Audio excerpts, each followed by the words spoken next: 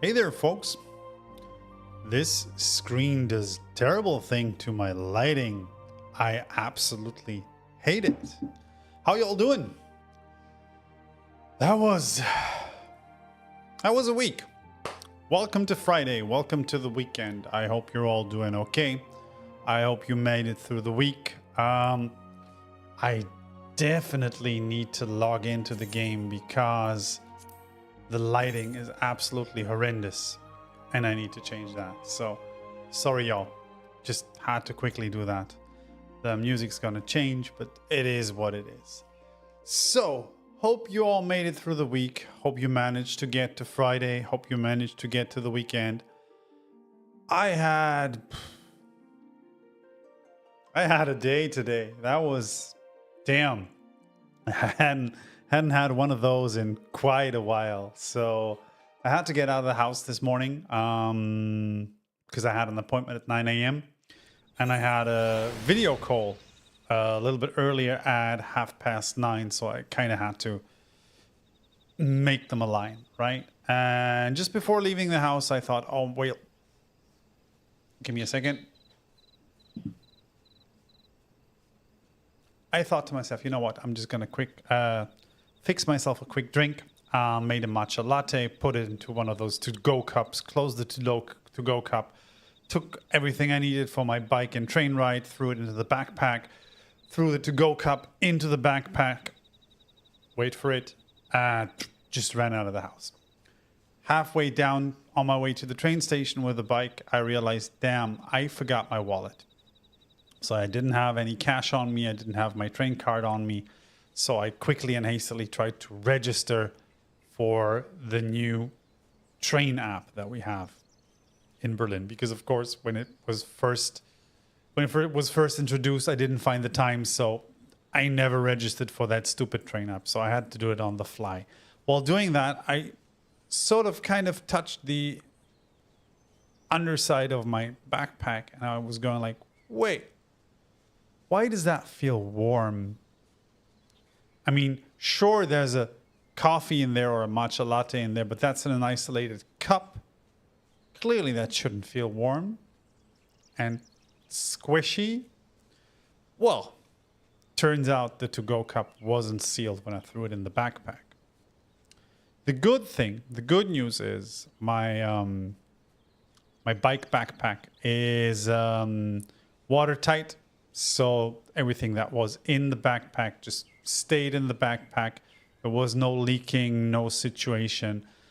So what did I do? I just carried the matcha latte in my backpack to that meeting, to the appointment, and back home.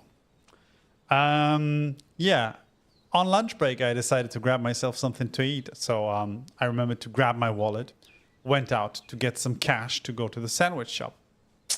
So I enter the bank, put the card into the ATM, type in my PIN, complete the procedure, pull out my card, turn around, leave the bank, run across the street to go to the sandwich shop. Halfway to the sandwich shop, I realized, wait, the purpose of this interaction was to get money. Fuck. So I run back to the bank. Luckily, nobody was in the bank or at the ATM after me, so nobody took my money. The money just got pulled back into the ATM. I just, when entering the bank, I still heard the noise and basically saw the message like, we're pulling your money back in, whatever, right? So there probably was no harm. So I, again, enter the card into the ATM and finally withdraw money to get my sandwich. It was definitely a day. It was definitely it wasn't one of my best days, to be honest. I finished work at about 2:30 today because I only work half a days on Fridays, which is kind of cool. It's actually something I can highly recommend. Do it if you can, folks. It's going to save your life. If you can afford it, honestly. I mean, this is a very privileged situation, right? So if you can't, I absolutely understand. If you can't afford it, not working full-time is an absolute lifesaver, for me at least. So I wrap up work at 2:30. I clean up all the messes I created throughout the day, right? Clean up my backpack, throw everything that was in the backpack into the washing machine, clean up the kitchen, yada, yada, yada. And yeah, now I'm here. Now I'm finally here, and it's the weekend, which is good. Plans for the weekend, we've got a couple. We're going to continue playing Dungeons and Dragons tomorrow, which is kind of cool. I'm looking forward to it a lot. This is currently my absolute favorite campaign. Hopefully my Brindlewood Bay campaign doesn't hear that. But it's also because I get to play, right? It's mostly because I get to play. And also because I absolutely adore my character. So the fact that we've been able to play on a regular basis, bi-weekly, every Saturday, is absolutely amazing. It's stunning. We had phases where we hadn't been able to play for like 3 months on end. Usually summertime or holiday season or whatever never works out. But right now, start of the year, we hit a really good spot for some reason, and we've been able to play regularly every 2 weeks on a Saturday on the spot. Just absolutely love it. Love it. It's going to change. May latest, it's going to fall apart. But for now, I'm absolutely enjoying myself. It's a bit of a pirate campaign, which is cool. We have a ship. We've been doing some ship combat last time we played, which was super fun. Our GM came up with detailed ship combat rules, especially for us. Also a small crew that we have manning the ship. So that feels pretty cool at low levels, like what, 4th level right now or something like that. So that feels very exciting. Yeah. And on Sunday, we're playing Brindlewood Bay, which is also pretty awesome. I'm looking forward to actually wrapping this campaign up and starting something new. But I feel like we're kind of getting into the eldritch horror, cosmic horror part of it, which is kind of cool. And hopefully that'll wrap up in the next couple of months, and then we'll make place for something new. We're starting the Wild Sea TTRPG campaign, which my friend Anna is gonna basically GM. It's called Firefly, but same but different. We had our session 0. We had almost our first session yesterday, but one of our players had problems with their hardware, so we couldn't all get together until very late in the evening. So we just sat down and have a very nice chat, which was also cool. But we're gonna kick off the first session next week. So that's also happening in the TTRPG space. So basically, I'm in the privileged situation to have, 3 running campaigns at the moment. 1 that I'm GMing and 2 that I'm playing as a player, which is exactly what I wanted last year, right? This is what I wanted last year. I wanted to play stuff that isn't D&D. I wanted to play stuff that I didn't have to GM myself, right? And yeah, I'm finally in that position, and I absolutely love it. So that's TTRPG for you, right? So what are we doing in the video game space? We started playing Split Fiction. So Split Fiction was a game that we had our eyes on right after it was announced. That's my wife, my partner, and me. We had played It Takes Two when it first came out. We knew the studio. We saw the trailers, and we knew, okay, this is something that we want to play as a couch co-op as soon as it comes out, right? So we did exactly that. It was released last week. We picked it up, and I don't want to say we've been playing it ever since, because of course we're busy people. We have schedules, we have other things that are going on. And that also means that we haven't been able to play it that often, honestly, right? We had a couple of sessions, like 3 or 4. We've progressed throughout the game. It has absolutely great jump and run co-op mechanics. I absolutely love those. It's an amazing game from the standpoint of what it does mechanically. I love the ideas that the team has developed in terms of like variety and diversity of, you know, mechanics in the game. It feels super fun from that standpoint. Absolutely.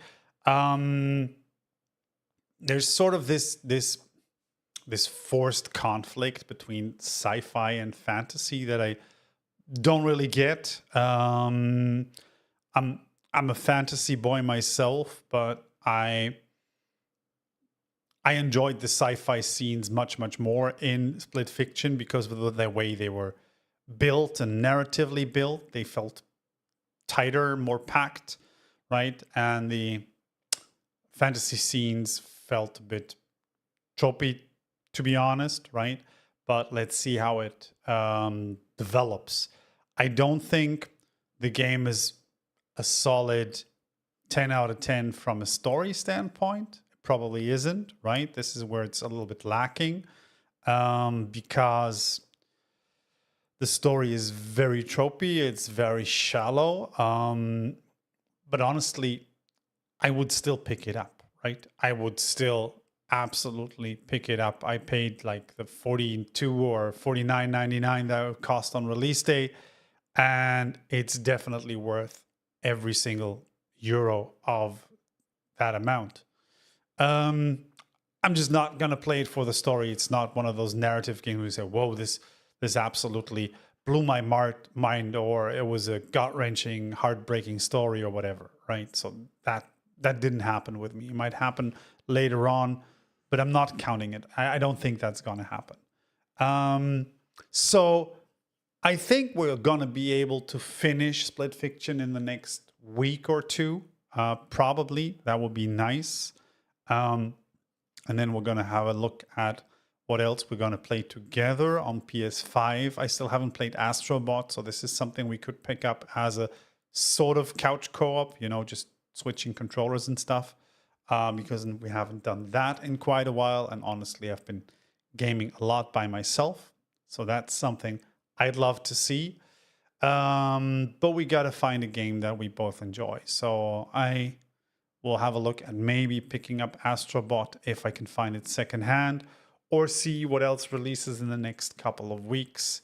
I think there's a couple of things coming up. I don't know about Midnight. It's not called Midnight Sun. It's called South of Midnight, so that's definitely on our backlog. This is something we're definitely gonna play. I'm not sure whether we're gonna play it together or, you know, each one for themselves, but we're definitely gonna play it. What I've been playing by myself, funnily enough, is Avowed, and I picked it up on Game Pass. Because I didn't want to spend the €70. I wanted to check out the game. I wasn't 100% sure I was going to complete it. So I thought I'll just pick it up on Game Pass, have a look at it, and see if you enjoy it. Turns out I kind of enjoy it. I think it's a great game. It has cool world building. It has funny dialogues. I'm not a big fan of first-person RPGs, to be honest. It just doesn't sit well with me. I like my CRPGs. So that's something that kind of bums me out a little bit. But what actually happened, and that's the fun part, is the game kind of made me want to replay Pillars of Eternity 2, right? Because I hadn't finished it. I'm a big fan of the Pillars of Eternity series. I've played Pillars of Eternity 1 and finished it multiple times with multiple endings. It's one of my favorite CRPGs of all time. But I haven't finished Pillars of Eternity 2, which is a weird story. I haven't finished Pillars of Eternity 2 because when it first came out, I didn't have the hardware for it. At the time it came out, I only had consoles. I had a shoddy old ThinkPad that I was using for some private work. And other than that, I just had consoles.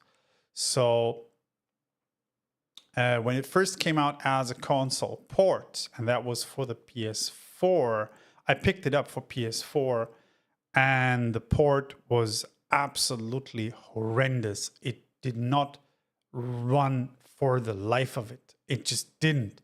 It constantly crashed. It had horrendous performance. It was terrible. So I think it was a port from Versus Evil. Folks, you did a terrible job on that. So I tried to play it on PS4. I couldn't, and then I dropped it again. And when I got a gaming PC later, I bought it another time, tried to play it, and then at around 35 hours or something, just dropped out of it for some reason. But picking up Avowed kind of gave me the hunger to replay that game. So I restarted a playthrough of Pillars of Eternity 2. I'm, I think, 10 hours into the game now. I've, of course, been multi-classing as a rogue cipher, as you should, because if you're not multi-classing as a rogue cipher, what the hell are you even doing with your life, right? My first playthrough, by the way, was a Paladin Chanter, which is also a very cool multi-class if you want to be a healer. But Rogue Cypher, absolute best multi-class for me. I think Debonair is the multi-class is called Debonair, so it's a rogue beguiler and Cypher Mindstalker or something like that. Dual wielding pistols, some sort of charm abilities.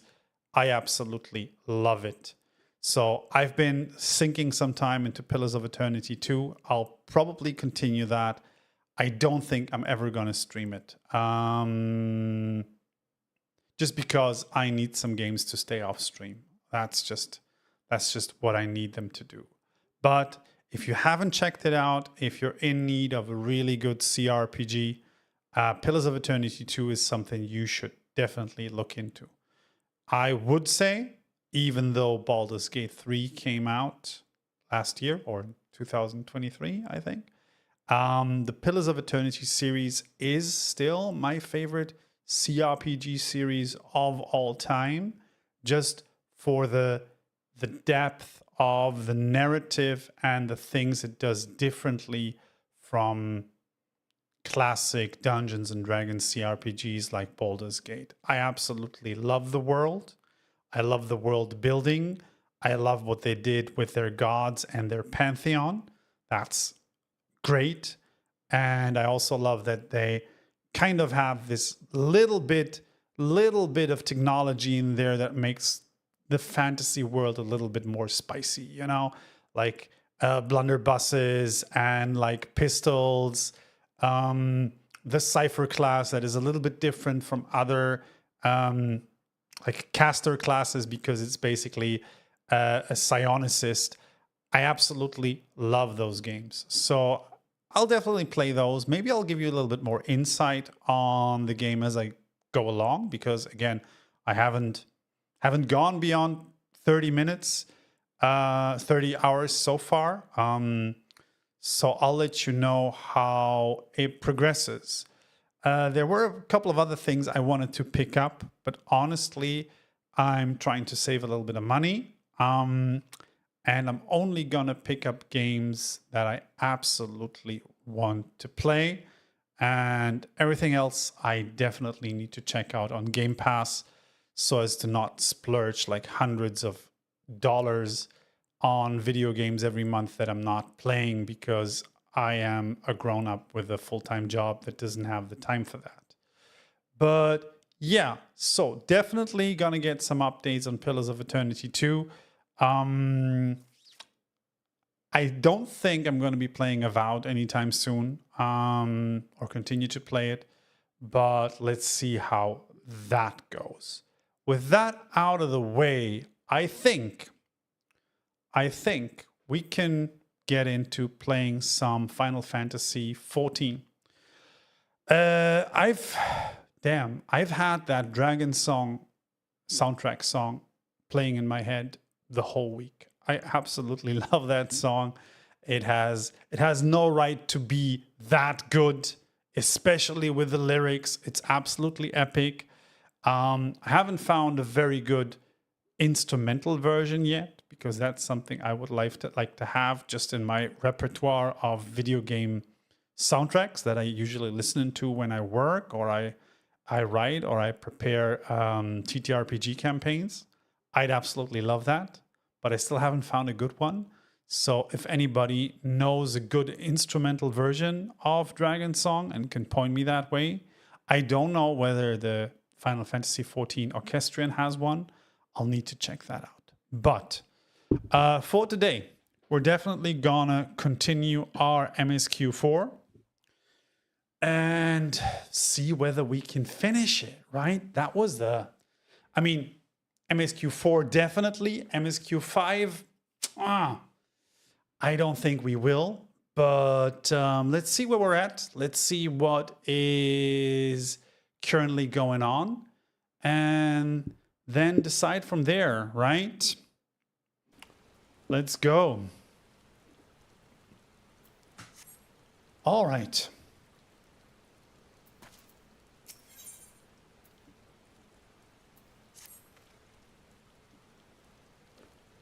There's naught to be gained from dwelling on an eventuality over which we have no control, much less one which may never ever come to pass. Let us tend to more immediate matters. Informing Commander Bloodane of Titan's demise, for example. Okay, I can do that.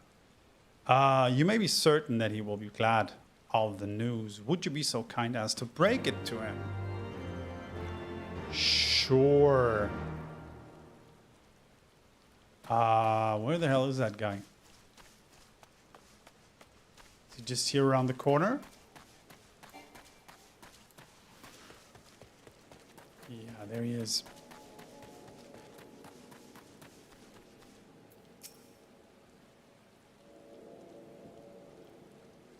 I'm a sight for sore eyes. Okay.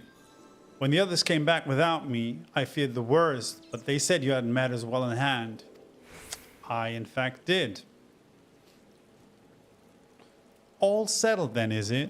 I'm glad to hear it, but not half as glad as my men'll be, believe you me. Regardless of whether or not he was summoned properly, a primal's a primal, and there ain't a soul in the Maelstrom that hasn't lost a friend to one. Don't get me wrong, we were all prepared to do our part, but we weren't so naive as to think we'd live to tell the tale. Thankfully, of course, it didn't come to that, which, my friend, sounds to me like cause for celebration. Now, I know you lot have places to be, but why not stay the night? We'd be honored to raise a glass to the triumphant return of Titan's Bane. Okay. A party it is.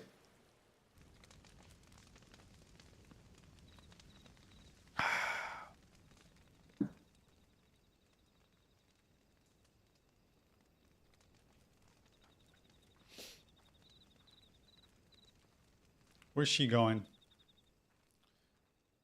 Oh no. She gonna...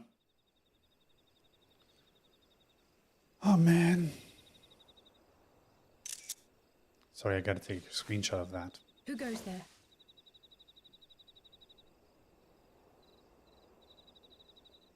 Oh, it's you. Forgive me for straying from the camp.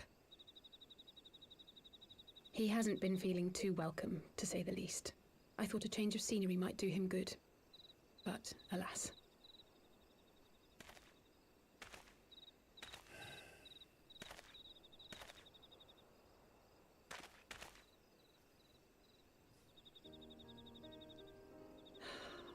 It's so quiet out here. The stars spread out before us, beckoning across time and space. Dawn may banish even the darkest night.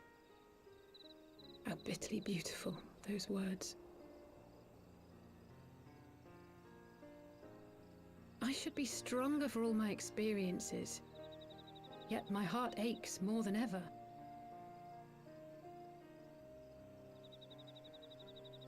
I never understood why Grandfather gave his life that day. I thought that if I came here, I would find the answers I needed. But when I finally laid eyes on the land he sacrificed everything to save, saw firsthand the bickering, the pettiness, I was disappointed.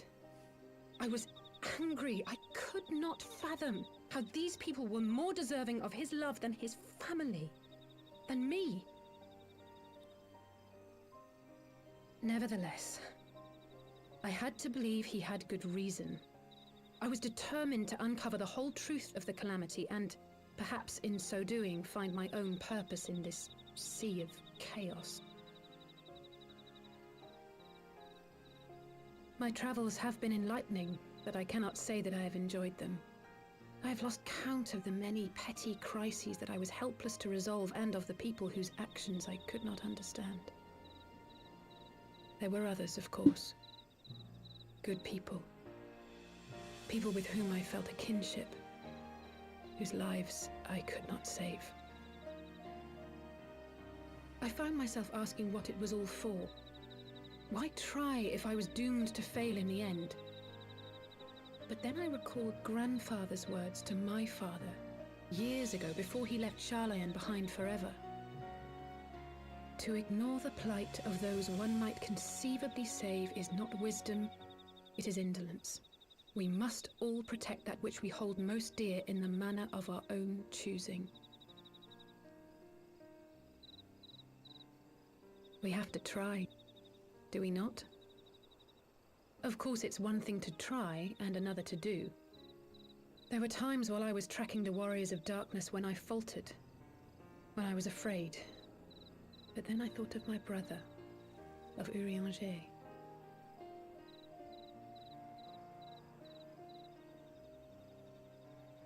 Oh, pray forgive me.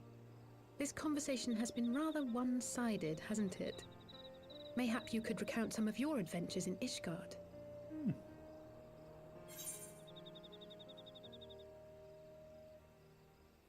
I traveled far and wide with two companions, Estinian and Hisael, who were very...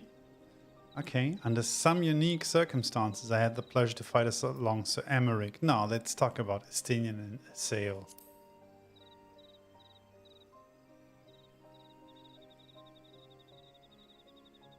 I think they deserve to be mentioned. They must have been at each other's throats from dawn till dusk. I dare say you managed to keep the peace, though.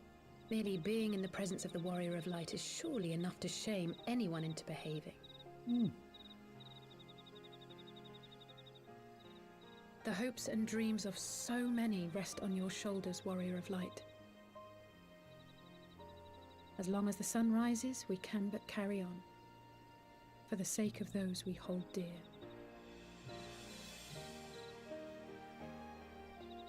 I love how he crouches, by the way. I absolutely adore that stance.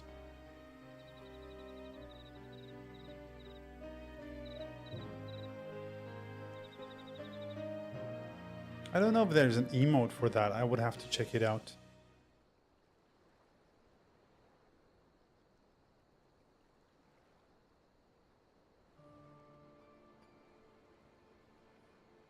Okay, cut to the villain.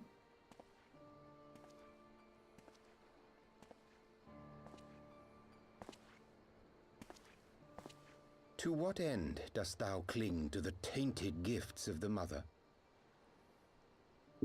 Every tool has its purpose. Even this.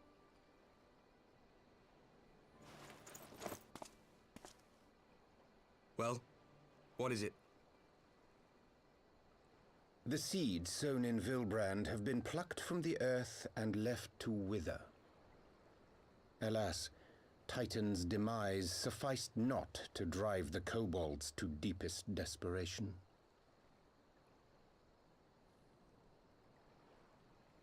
What did the man in white have to say? That we are to proceed as he did first set forth. Well, that's easy for him to say. It's not his bloody world on the brink of destruction, is it? Be thou well reminded that with an end to Ishgard's unrest, naught now remaineth to preoccupy the Scion's thoughts. And thus may they devote their every energy to thwarting thee and thine. I foresee only greater difficulties ahead. Foresee? Are you sure you don't welcome them? I'm starting to think you might hold a candle for your old friends after all. Your old friends? Pray do not mistake mine intent. I but look upon the path which lieth before us with due trepidation. Wait, do we know him? Shouldst thou be of like mind, pray consider then another course. For the power to invoke the ardor belongeth not unto the Ascians alone.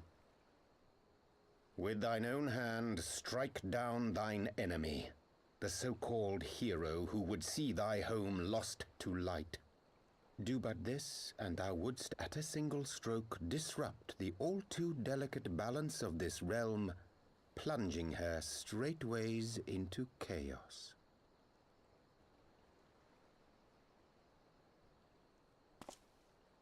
So you're trying to kill me? What you're suggesting, yes. To ignore the plight of those one might conceivably save is not wisdom, it is indolence. The words of my teacher, and a creed I hold close to my heart.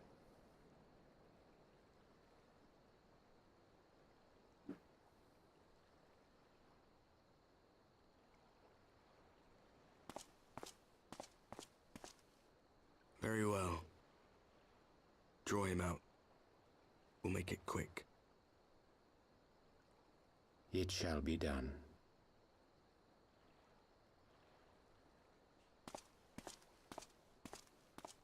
Okay.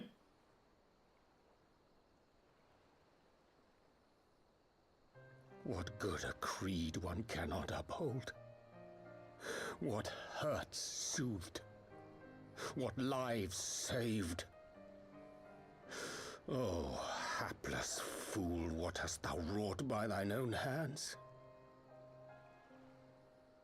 Minfilia, my friends, I shall not now beg your forgiveness. Full deeply though it paineth me to walk it, I shall not stray from my chosen path. As Moonbreeder remains steadfast, so too shall I. We definitely know him. I just don't know his name. I would have to check back. It's been a while, folks. I'm sorry.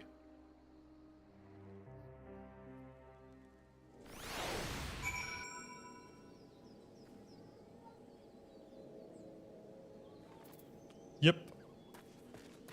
So, beneath a star-filled sky.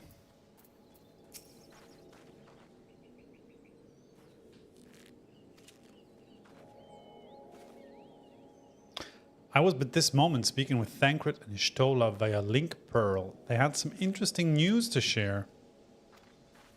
Apparently, during the course of their respective investigations, both came across crates which had once borne Ishgardian seals. It would seem someone in the capital had been busy indeed. Accordingly, the Temple Knights have launched a full-scale investigation. Sir Aymeric believes that it is only a matter of time before the culprits are found. But we shall have to wait and see.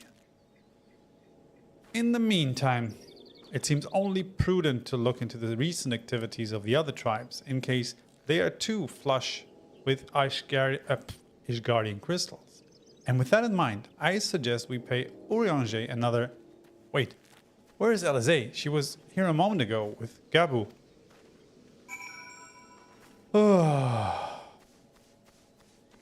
Can't leave you guys alone for 1 minute. What is going on here?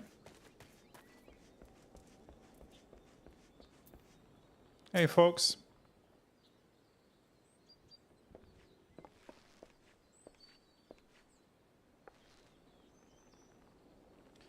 time to leave, yes.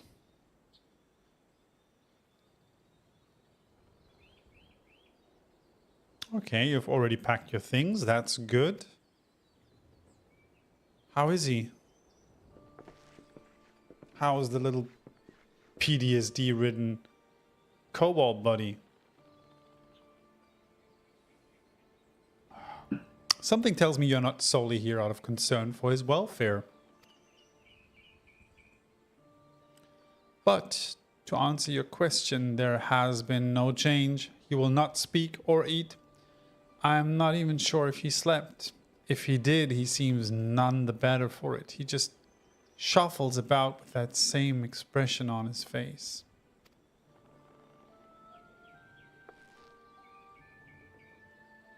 You will look after him, won't you, Commander, and treat him with every kindness. He's still in there, I know it, beneath the anguish and the despair. He's still fighting with all his heart. He deserves to be given that chance until he comes back to us, until we know for certain what has become of him. Man. You needn't worry. If he hadn't risked his neck to warn us and help you secure the better parts of the crystal, this could have turned out a damn sight worse than it did. We'll not soon forget that, and nor will Maelstrom Command. Man.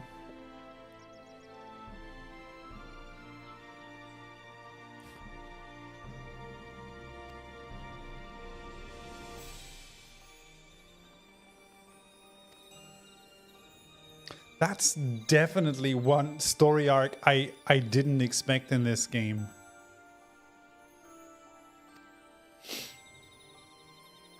And when it hurts so much, your heart feels fit to burst. Let it burst. Let it burst and fill up again with your love for them. And never ever forget. Come along, little one.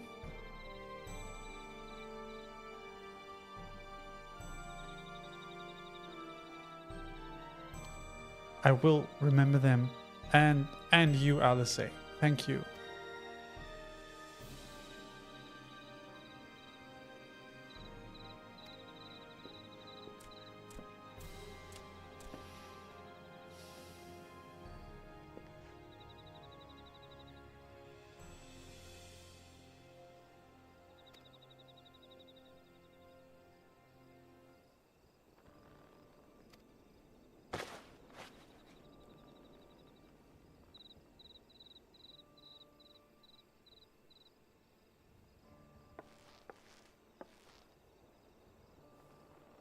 Okay.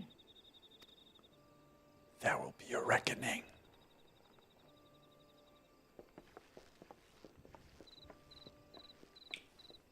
What I like about the twins is I think the first time we met them, I was not a big fan of Alize. I didn't like her.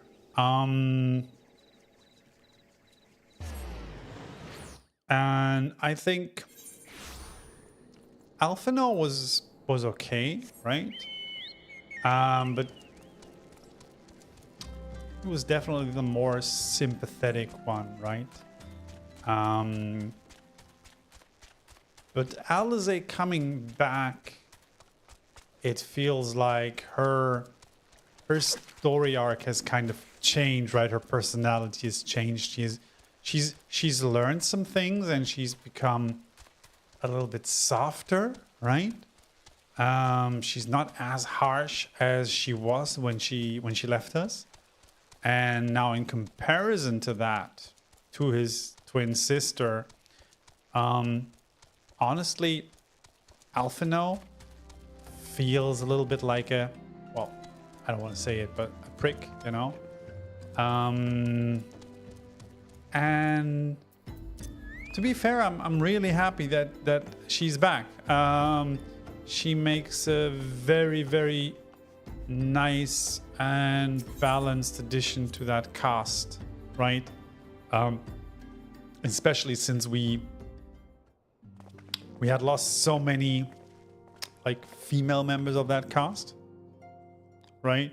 With Minfilia and all that. So I feel a lot of the story of Heavensward was focusing on Alphino. It was focusing on Estinian. I mean, there was Isael, but she's really not part of the gang, right? And everybody else kind of was missing. Ishtola we got back later. Minfilia is kind of gone, and so I feel it's good that we've got Alice back. I should like to think so, yes. Though we failed to prevent the Lord of Crags from manifesting, we did succeed in weakening him, enabling our friends to dispatch him before the Warriors of Darkness could make matters worse. It was not by no means an unmitigated success, but it will have to suffice. Then let us speak of another matter. Okay. I sought out the Gerun oracles that we might better understand the aims of the Warriors of Darkness. That's good. Though their copious use of allegory defieth any single interpretation, the oracles paint a most disturbing picture, one of worlds parallel to our own, apart yet linked, reduced to ruin with every umbral calamity. 7 times have they succeeded. Then, of 10 and 3, only 6 worlds remain. Aye. All is as my lady Minfilia spake unto thee. I hate that. As for what becometh of these reflections when they and the souls are rejoined, frail flesh undone in umbral fires, each soul surrendereth to her call to flow into the endless sea, there to endure as one and none. If the Warriors of Darkness succeed, everyone in their world will die? In essence, aye. The verse speaketh of the renunciation of the flesh and subsequent return to the life stream. For if the first were to fall to transcendent light in the manner of the Warriors of Darkness described, it would give way unto the void wherein none may know either life or death.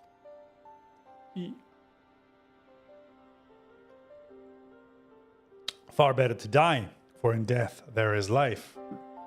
The essence of the soul which returneth to the source may be born anew.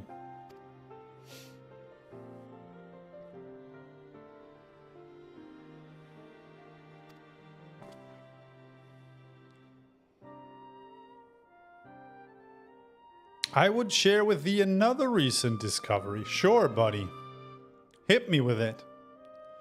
'Twould seem that several sizable shipments of crystals have been delivered into the hands of certain Alamegan parties. Alamegans? Strange. And you believe this to be the work of the same Ashgardian smugglers who supplied the beast tribes? I know beyond a shadow of a doubt. Unless you wonder at their motive, I would remind you that the Asians did once attempt to bring about the summoning of Rolgar. The individuals who took receipt of these shipments are refugees belonging to a group devoted to the cause of Alamegan liberation. It may also interest you to know that their Ashgardian suppliers appear to be none other than the remnants of Eileen Royo's network of spies. Who's Eileen Royo? Do we know? Do we have any idea who that is? Surely you jest. No, I don't.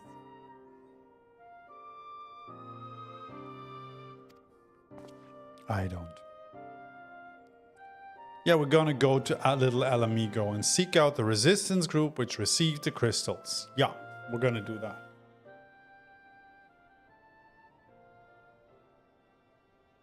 Yes, of course. May you ever walk in the light of the crystal.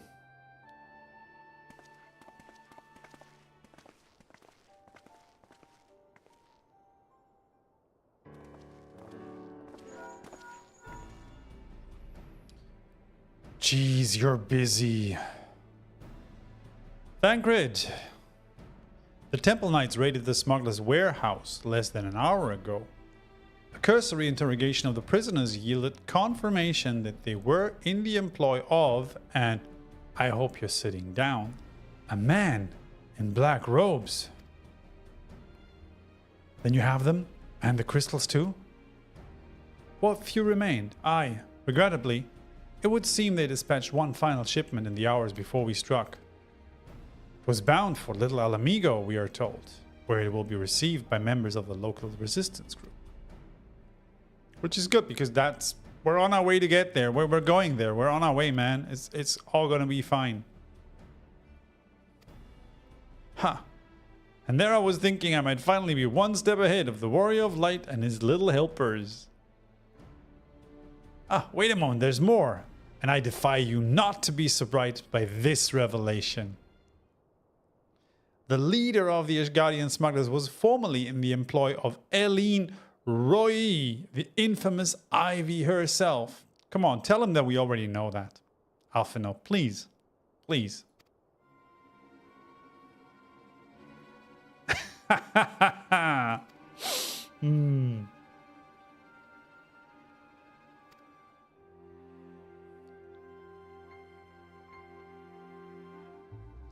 The raid was less than an hour ago. I was planning to contact the Stola next, but is there someone else you would have me notify first? No, there isn't.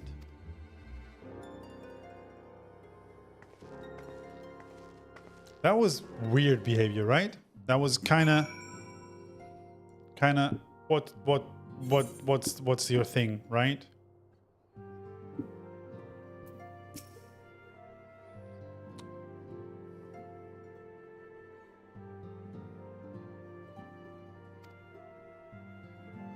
The Archon was one of Grandfather's most dedicated pupils and spent as much time at the Levier estate as we did. He's practically a member of the family.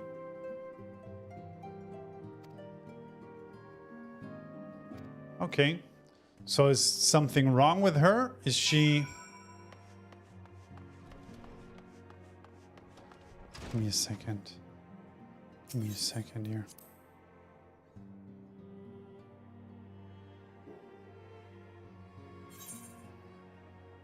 That's just the solar.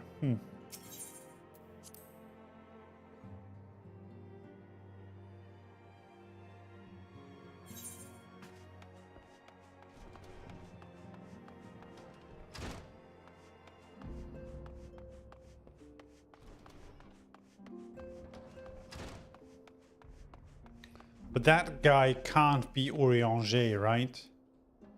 Well, we haven't seen Orianger's haircut, so I don't know who else it could be. But honestly, if this isn't revealed by the end of Heavensward, I am going to be a bit disappointed. Right?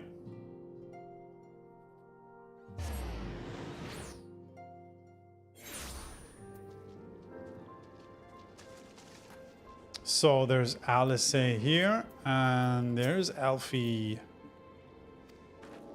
We will all get to the bottom of this. It has been a long day. Did you have something to say? Oh, I've always struggled to understand what's going on in his head, now more than ever. Listen, if anything should happen, it should be me who just know that I'm prepared to do whatever must be done. Right then. To more pressing matters. Since we have no idea when Thancred might arrive, I suggest we see what information we can gather in his absence. Sure.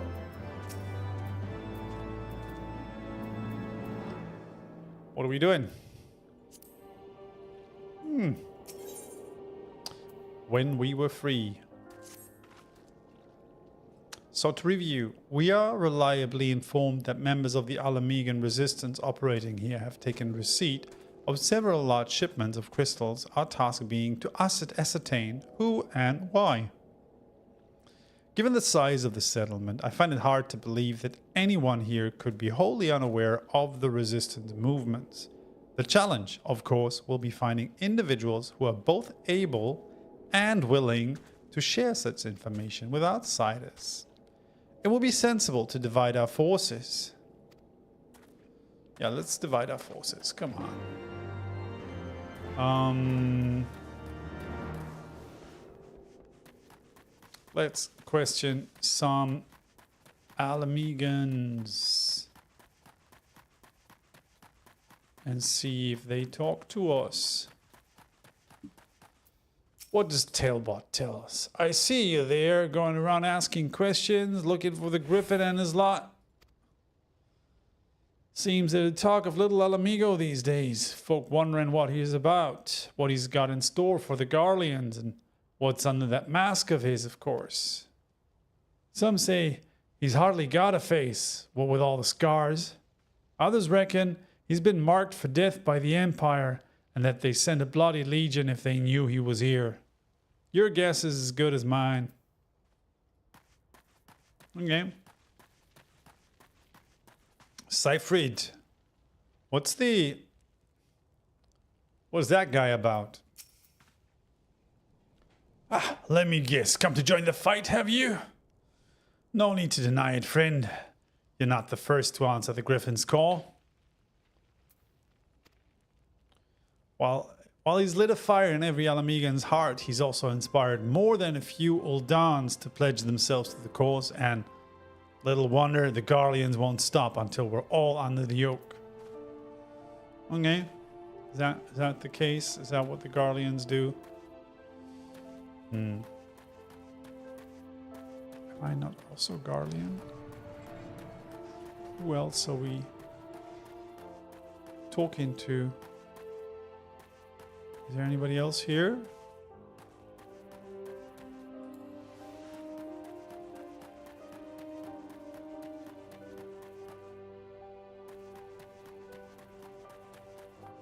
I think we can run up this ramp and then somebody's gonna be up there, right? Yep. Here he is. The Resistance. Damned if I know. It's not as if I'd be any use to them. If you set store by all these tales of secret weapons, good luck to you. But I'm told I'm too old for the Mask's bedtime stories. This is our lot, and it's time we got used to it. Okay.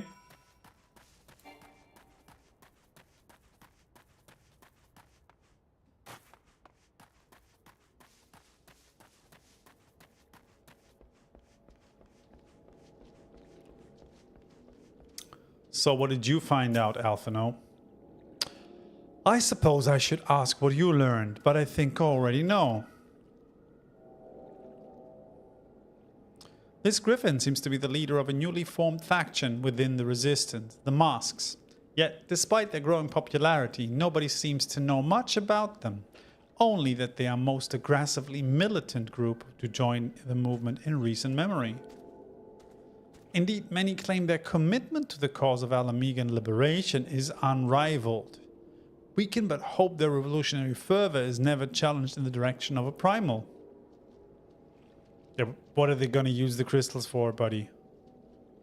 Though I feel confident that this is the group which received the crystal shipments, we yet lack proof. Before taking any action, I would speak with the settlement's leader to confirm my suspicion. Yep, I'ma do the talking. Please don't talk.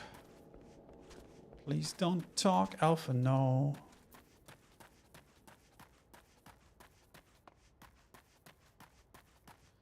I think we need to look up Alamegan history, right? This is, I don't remember much about this. I remember it was raised in a realm reborn. Honestly, I don't remember much. Much as it pleases me to see you again, I cannot help but wonder if I should be worried. I hear you and yours have been asking questions. The Griffin. Aye, I know of him, as do we all. He and his masks have become a leading faction within the Resistance. Though there was a suspicion at first given his secretive ways, he quickly proved himself a charismatic and capable commander. Men are drawn to his passion and vision. They truly believe that he has what it takes to lead them to victory. Okay. Even I cannot help but admire the man for what he's accomplished, but I have not forgotten Wilred. I was blind to the danger of his ambitions, and you were not. The Griffin will soon deliver a speech to our people at the sunken temple of Karn. No! Collar and me surprised. And go and see him with your own eyes. Weigh his words with your own heart.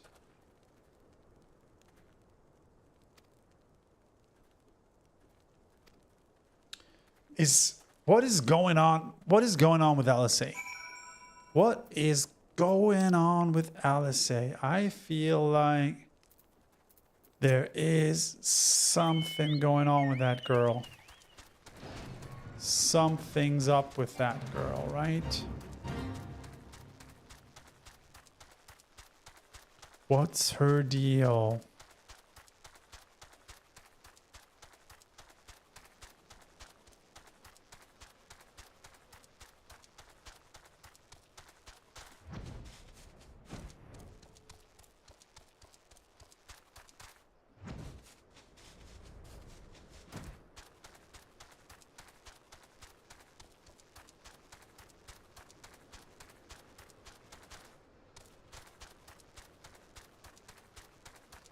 Is that a moon? Or is that like a little... Oh no, we have these all over the night sky. Those little pinkish stars. I didn't realize. Ah, and there's green stars on this side. Okay. Things you notice in video games. Has it begun already? We're gonna find out. Let's go.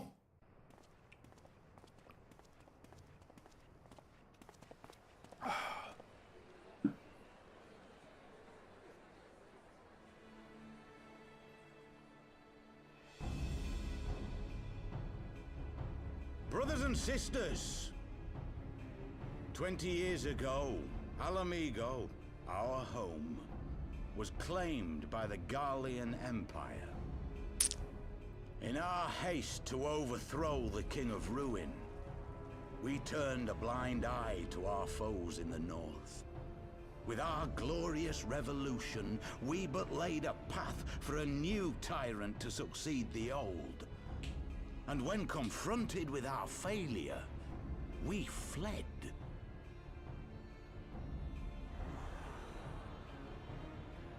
Not a day goes by that I do not think of those we left behind. Think of them and feel ashamed. And I know each and every one of you feels the same.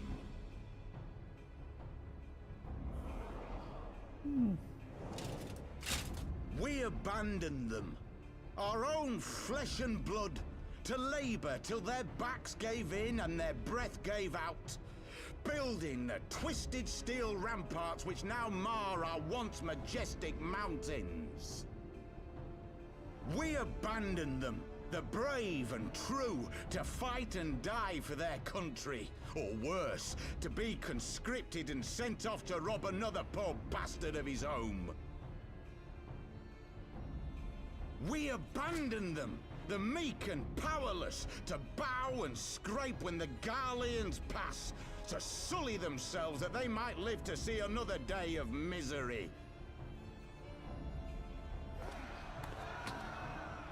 The Black Wolf may be dead, but a new Imperial Viceroy reigns in Alamigo now. A beast, not a fraction as merciful. You all know the Eorzean Alliance will do naught to oppose him. For all their promises and platitudes, they will not act if there's no profit in it. Only we can free our brothers and sisters from the Empire's tyranny, my friends. Only we have the courage to stand and fight. They have imprisoned us, They have enslaved us, and they have murdered us. But no more! Blood demands blood, and the Garleans shall pay for every drop they have spilt upon our lands.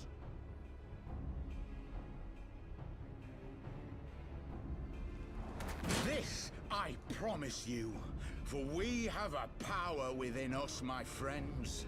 A power befitting our pride, our righteousness. Only join us, and we shall grant you the means to unleash it, and together we shall see the Alamegan standard raised over the mountains of Gia Arbania once more. He sounds like a reasonable man, right? What could possibly go wrong? A power befitting their pride. Not at all ominous, that. No, not at all. He Wait, probably is that- just means the power of love, right?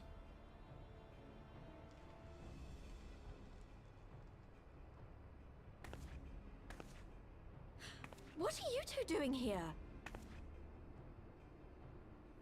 I could ask you the same thing.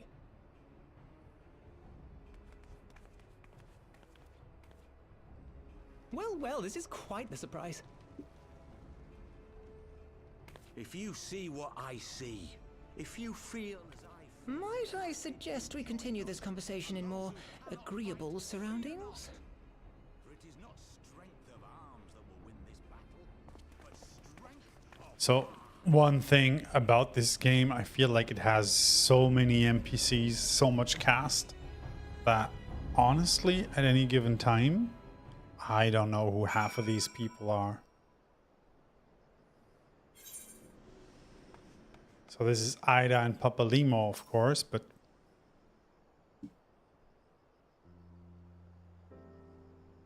So they're both alive and well, which is good. Mm-hmm.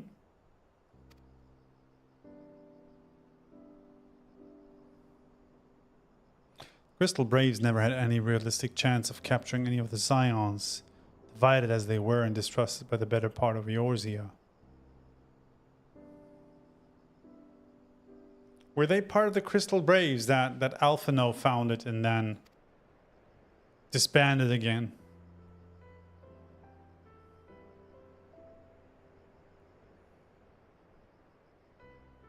Okay.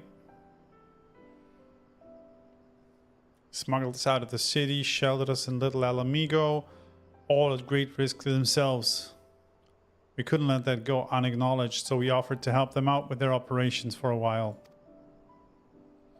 When we learned of the Scion's exoneration, that Lolorito had severed all tie with the Crystal Braves and that General Raban had been reinstated, we resolved to make contact, but having long since discarded our link pearls as a precautionary measure, our options were rather limited. Okay, so you wanted to get in touch, but basically you didn't have your phone's new phone, who dis. But now you're here.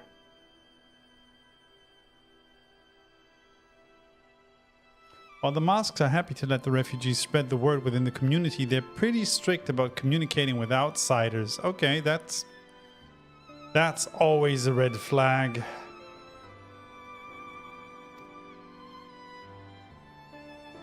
The Griffin mistrusts the Scions of the Seventh Dawn? Curious.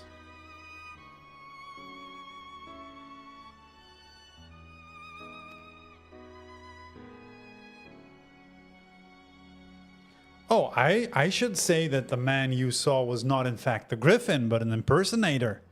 And a talented rebel-rouser to boot. It would not surprise me if he were responsible for the majority of these public appearances.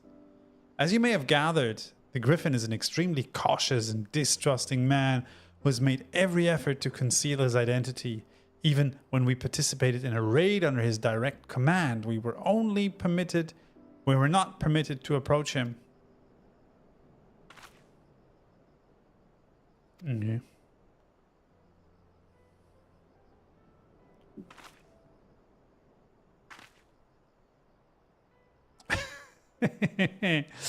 Okay. Honestly, I don't know why you're wearing it, Ida, but yeah, It's cool. If it's a cultural thing, I'm not gonna judge, right? When we heard the Griffin was due to give a speech, we thought it might be a good opportunity to get a better sense of the man behind. To get a better sense of the man. For all the good it did.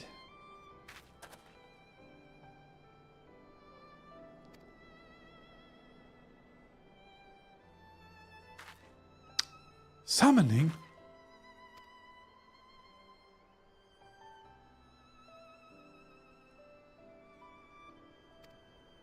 What I can say, however, is that the speech we heard today was not the first to make reference to a power capable of defeating the Empire.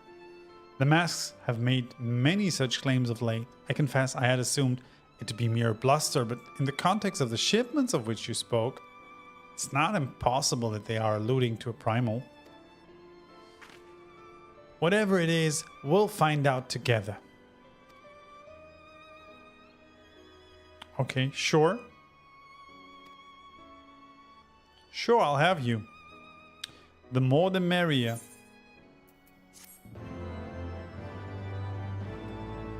This is gonna end in another trial where I have to fight a primal, right?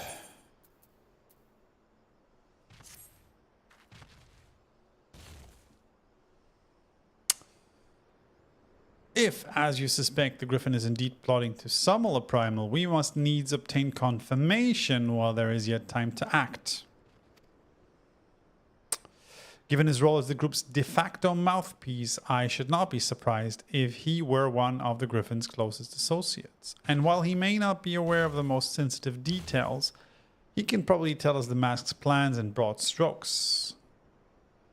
Like the man whom he impersonates, however, he's wary of outsiders. You and Alphinaud will pose as adventurers falling on hard times, inspired by his words to take up arms for a noble cause. Ida and I, as members of the Resistance, will recount tales of your past achievement and testify as to your usefulness in the struggles ahead. Okay, that sounds absolutely convincing. This is totally gonna work. You will need to look the part that we might maintain the charade until we have him cornered at least. Here, this should be enough to purchase suitable garments for Talbot and to have him rub a respectable amount of dirt on them for good measure. Okay.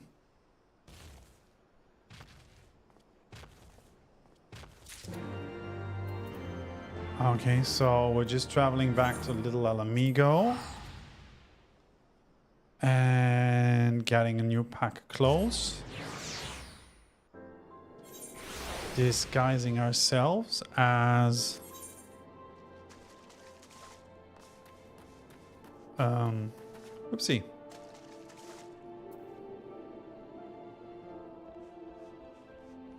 Disguising ourselves as Alamegans, and then sneaking in and doing the rusy thing, right? Where was Talbot? Was he? No, he was back there, right?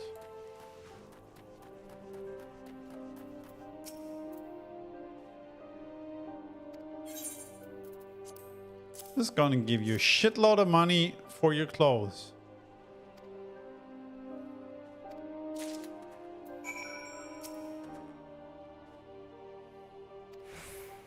Right then, I will go and change. See you at the spot Papalimo marked on our maps. Okay, where is that spot? While wearing the... Okay, so I need to dress the part, right? Shepherd's tunic and slops. Oh shit. Give me a second, because my mouse is almost out of battery again. Thank you for nothing, Logitech. So the shepherd's tunic and the weathered shepherd's slops. And then now I'm looking the part.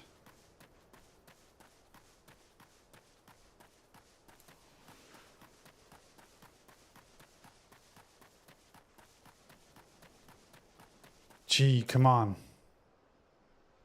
A pair of down-at-heel adventurers seeking a chance to recapture past glories. Yeah.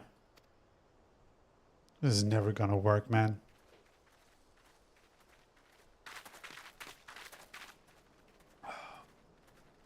Can we just get to the part where we defeat the Titan? My thanks, comrades.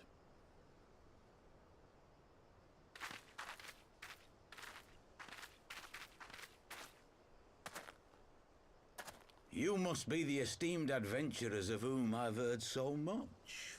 I understand you have taken an interest in our cause. He's an Ascian, right? He's gotta be an Ascian. A great interest, you might say. Your words have certainly made quite an impression on my friend and I. Totally. The Resistance has long, and some would say wisely, avoided open engagements with the Garleans, but you and yours seem confident against the world in arm. I can only assume you have good reason to be so bold. Why, one might even think you are planning to summon a primal. That was super Because that would do obvious. much to explain the sizable shipment of crystals you recently received from your smuggler friends, whom our Ishgardian allies have since detained, lest you wonder. Wait. Plot twist. I'd like to hear more about the Griffin. The real Griffin. Your performance earlier didn't fool us.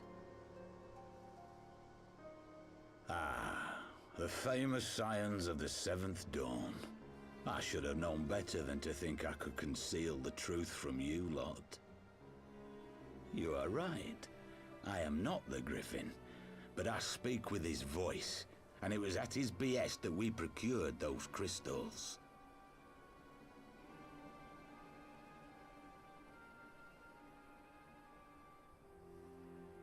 Everybody's making a face. You are wrong, however, if you think that we procured them to summon a primal.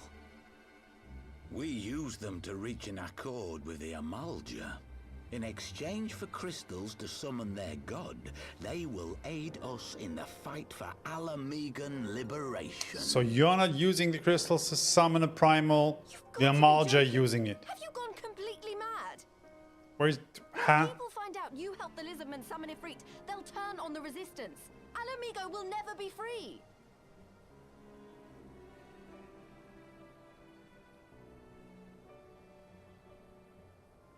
This isn't a fairy tale, girl. We don't have the luxury to play at being honorable heroes. It's because the likes of you wouldn't sully your saintly hands that Alamigo's been under the yoke for the past 20 years. But the Griffin won't stand for it, and neither will we. We're ready to do whatever it takes.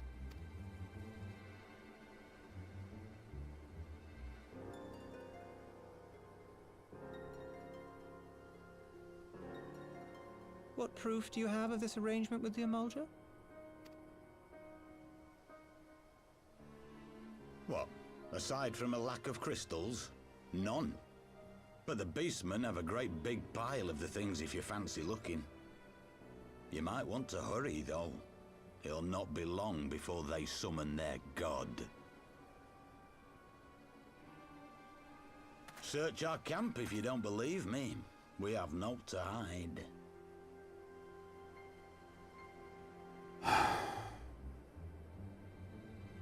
If there is a cache to be found, Ida and I will find it.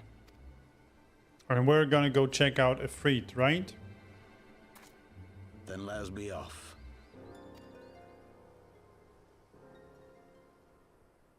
Are you perchance the warrior of light? Nah.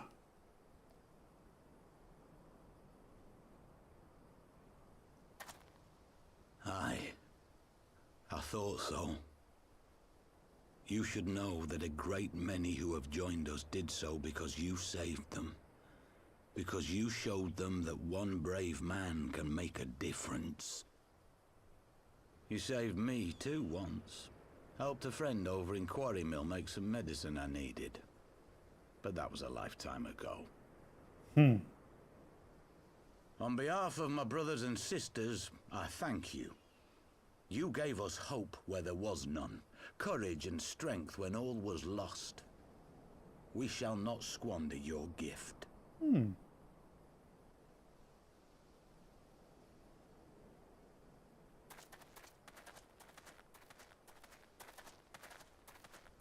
I know that look, Ida, and I do not like it. You cannot seriously be contemplating taking up arms with that band of cutthroats. I just...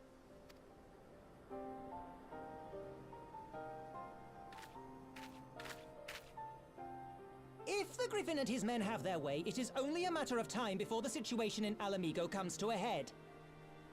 Your homeland's future teeters on a knife edge, and any reckless action, however small, could have Sorry. You mustn't lose sight of that, Ida. When the time comes, we must all make our choices, but we must do so in full possession of the facts. Now, let us away. There is work to be done. All right.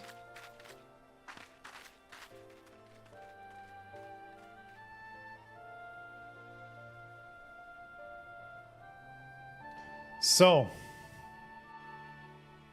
I guess somebody has to beat up Ifrit, right? Give me a second here. Thanks.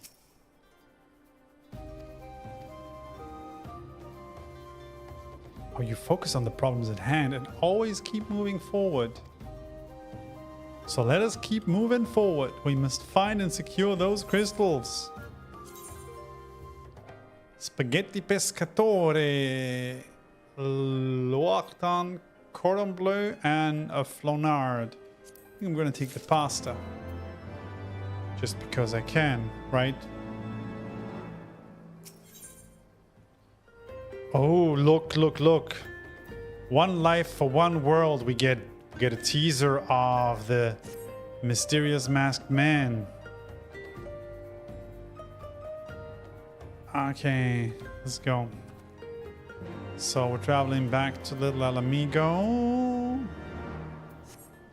Sorry. There we go.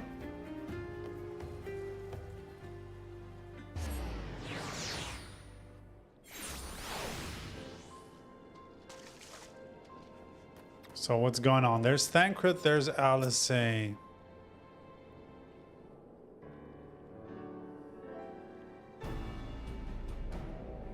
My latest findings, yeah.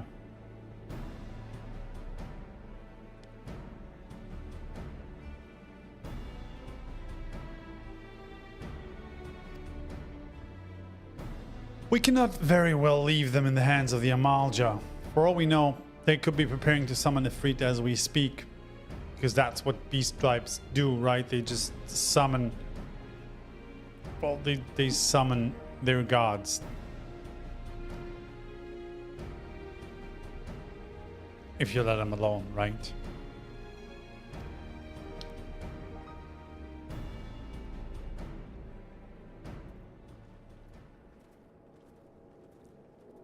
Oh, look.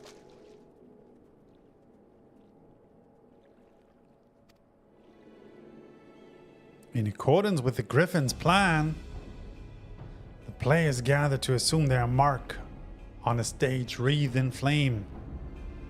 The curtain shall rise, and the drama of which I am author, gods forgive me, shall at last be performed.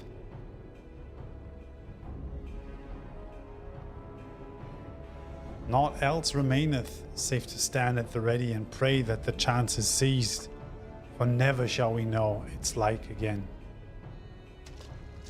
Okay, that's ominous, man. That is ominous stuff. Oh, look.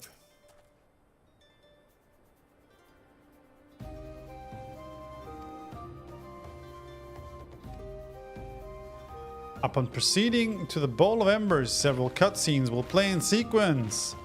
It is recommended you to set aside sufficient time to view these scenes in their entirety. Well, I guess we're gonna do that, right?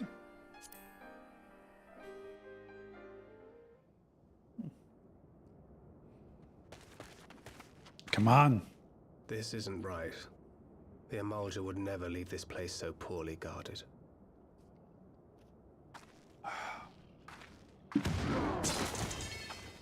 Not willingly, no.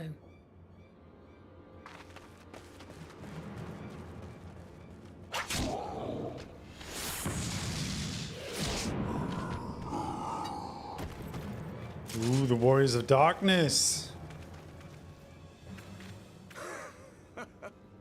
Ah, the saviors of Eorzea. Slow as ever. We're not slow, we're just taking our time. By the 12, will you never learn? You know, you're right. Mayhap it is time for a change of tack. Killing primals, tormenting beastmen, hastening the birth of a new god. It's all a bit much, isn't it? And frankly, we don't have the leisure to do it. But killing the Warrior of Light, on the other hand, that would soon plunge Eorzea into chaos. One life for one world. A fair exchange. Wouldn't you agree?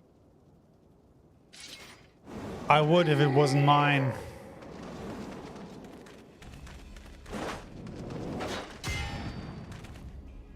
Here we go. Lest you forget, you've more than one opponent. My boy.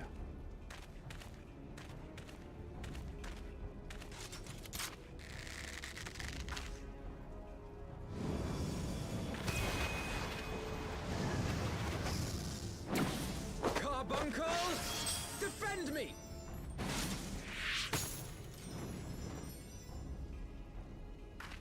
I sense you will offer more than mere target practice, unlike your sister. Oh.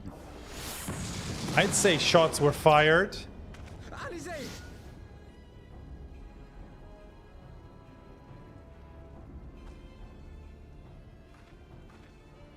Come on, girl. Show them what you got. Did I not tell you, Alphino? I am not the girl I once was. My brother was always the clever one, while my talents lay elsewhere.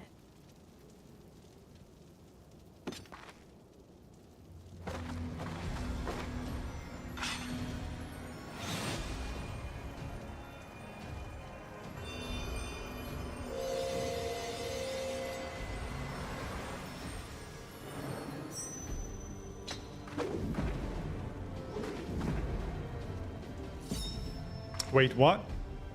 If you would dare to stand against us, to destroy all that we hold dear, then you shall die by my sword. Sword?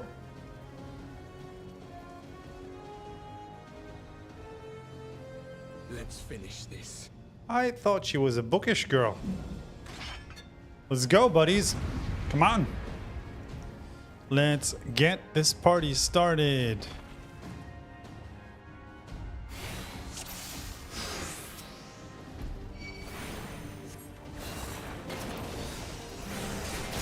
Oh shit, come on.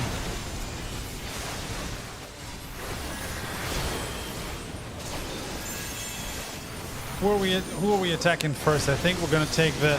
Okay, the mages looks like a very good target.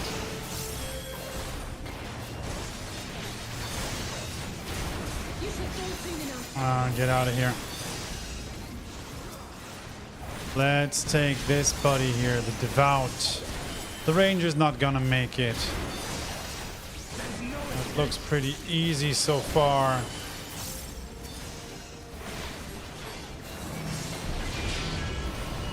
What happened? Ew!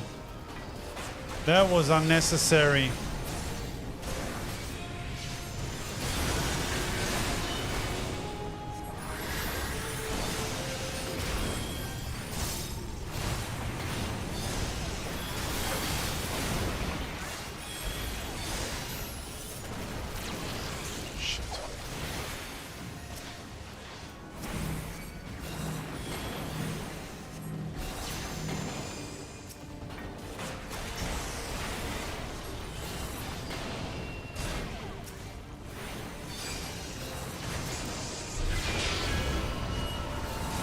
Come on. Who's reviving them all the time? Am I dumb or something? Am I missing something here?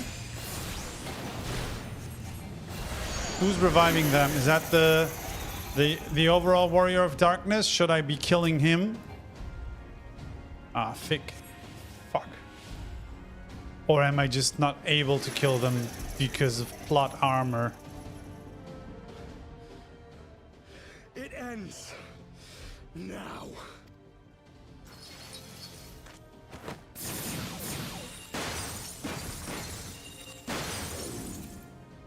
What? That's Orianger, right? James.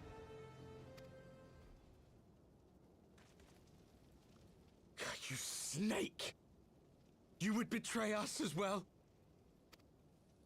He that holdeth fast unto his convictions shall never count betrayal amongst his crimes, though all the world may call him villain.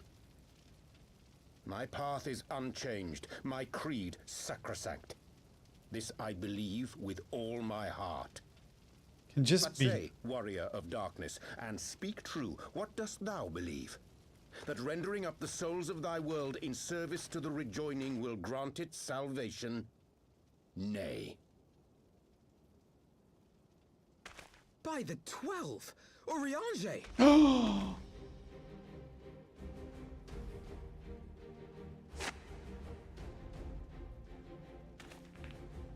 Mine apologies, Master Alphino. That the brightest light might shine, duty did compel me to walk in darkest shade. That sneaky little beast. You sweet fool. I was almost willing to believe you had turned against us. I expect a full explanation when this is over. For now, may I assume you have turned your cloak for the last time? Thou mayest, my lady.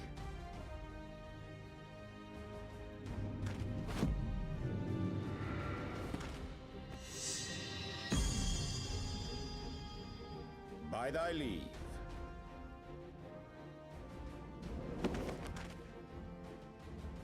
Kick it. Even odds then. No matter. We'll crush the lot of you in one fell swoop. I love the mage's outfit, by the way. This is kick-ass. I absolutely adore this. Hearken to me. We only have one chance. Channel your ether into my blade that I might strike before the mage casts his spell. Okay. We cannot do it alone, but together we can defeat them. What am I supposed to do?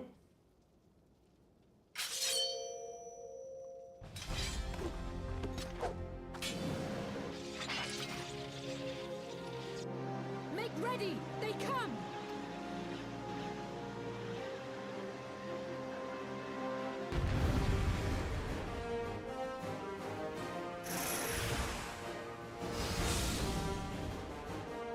Channel ether into Alizé's blade. How the fuck am I supposed to do that?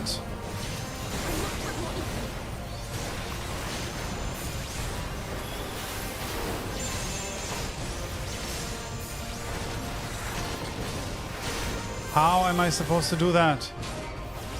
What am I doing? The ether is welling up. Okay.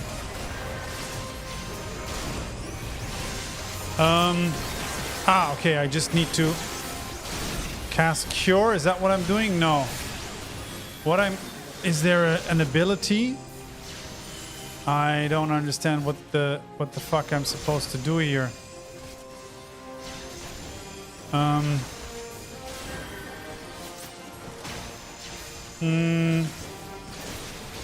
am missing something here, right?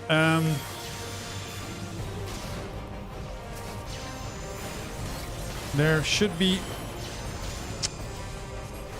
Come on, folks. I hate this when you do this to me.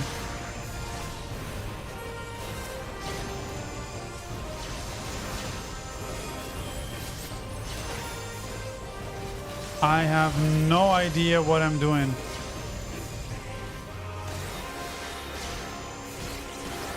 No freaking idea.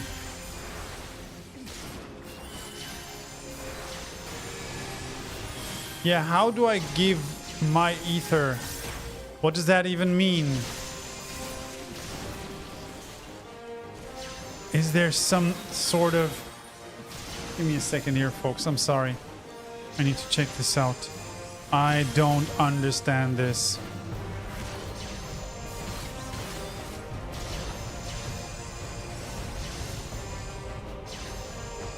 Am I dumb? Channel ether into Alizé. Okay.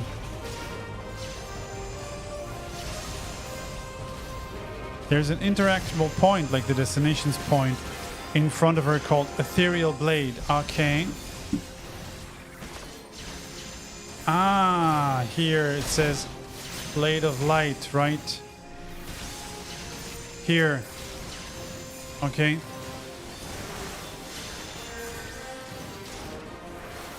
Okay, I can interact with that, and then I'm supposed to do what with it?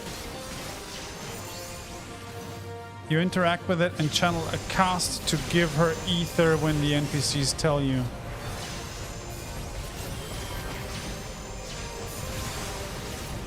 Can be a bit annoying if you get aggro.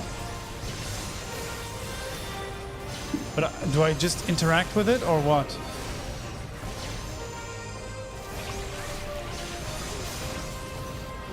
Ah, there it is. Okay, that's just...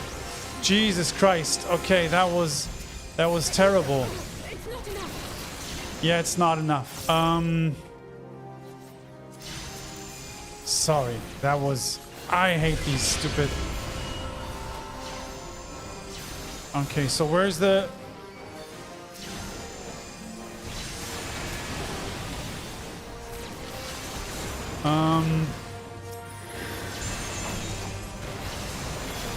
Ah, shit, that's just unnecessary, buddy. That's just completely unnecessary. Okay, now I understood it. I'm sorry.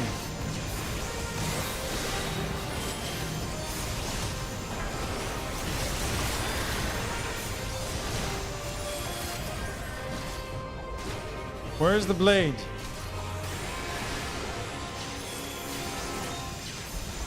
Come on, don't do this. Ah, fuck, this guy's interrupting me. Can somebody take care of that, please? Shit.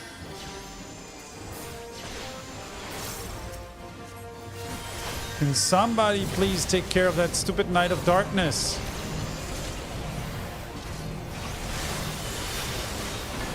Yeah, he's harnessing ether. I get it. I get it. He's harnessing ether and all that. That's terrible.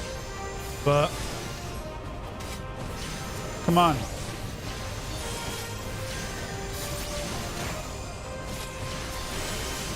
Still not enough? Just a little more.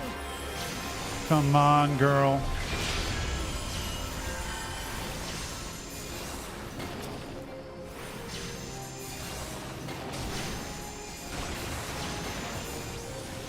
Come on. This guy again. Come on.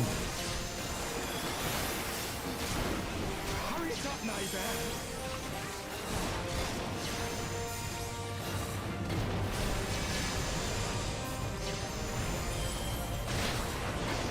Crush you.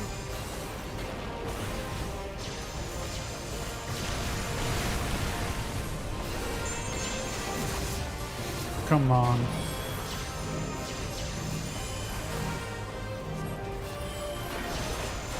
It kind of feels like, yeah, the ether is welling up in me and shit, but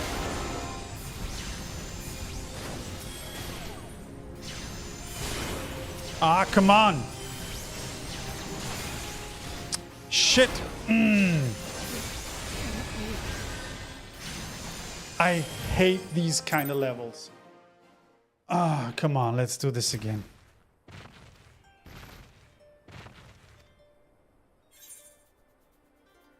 So silly.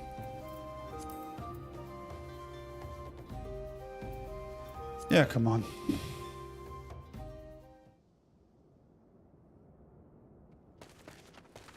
That was terrible. This isn't right. The Emulger would never leave this place so poorly guarded. Yes, skip the cutscene, please.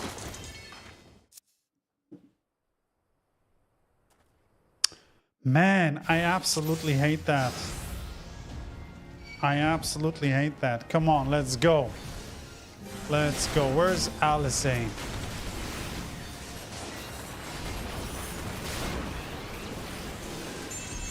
Oh shit, I have to do all the combat again?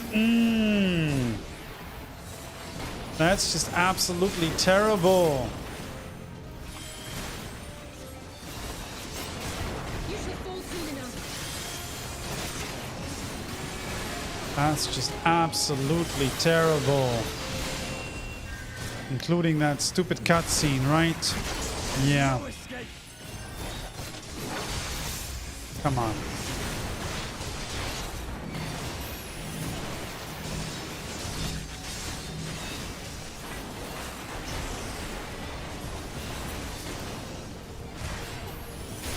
Okay, let's pick up the knight.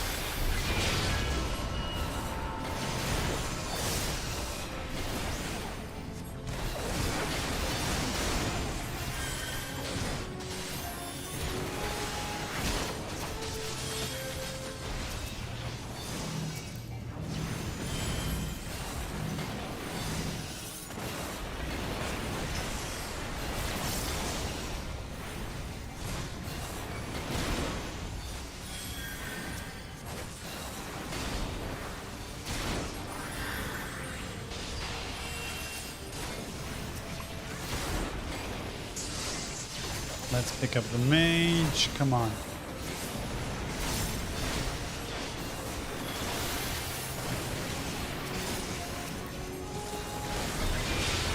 Okay, yeah, great. Why does he have so many powers? Feel like that's kind of unfair, right?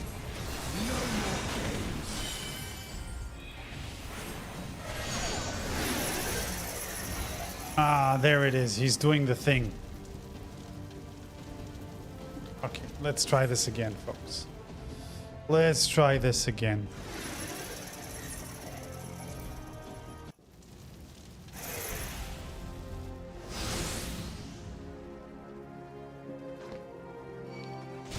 So where's Alice? Come on.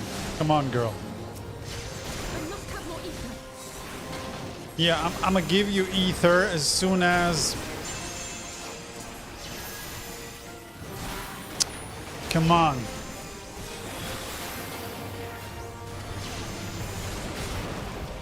Can somebody get this guy off my butt, please? Come on. Yeah, I'm gonna give you my ether in a second, girl. Come on.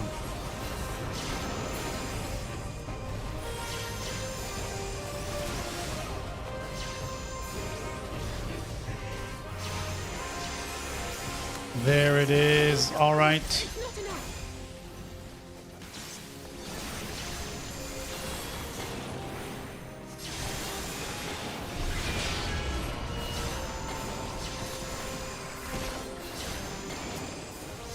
Who's attacking me? Okay, the knight. That's fine. Manage.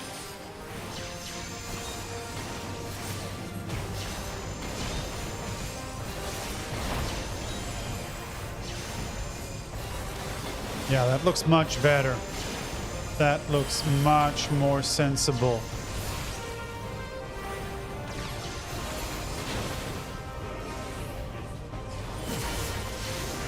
Where's the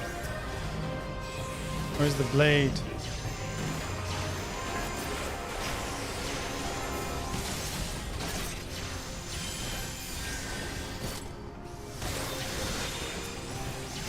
I can feel it.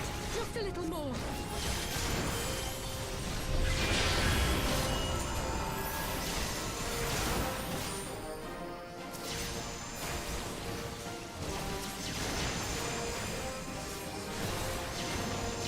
You must stop her. What the ranger? What about the ranger? What happened to the ranger? What's up with the ranger?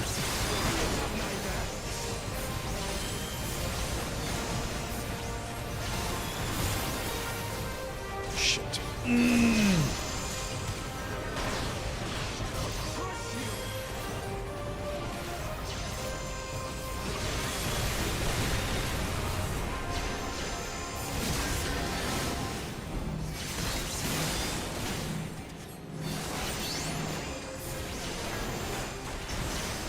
Yeah, ether and all that, I get it, but I really gotta kill that guy first. Come on.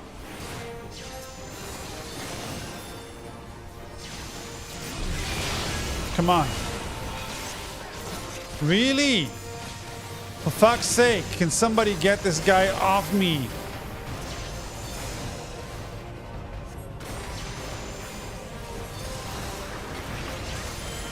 Come on.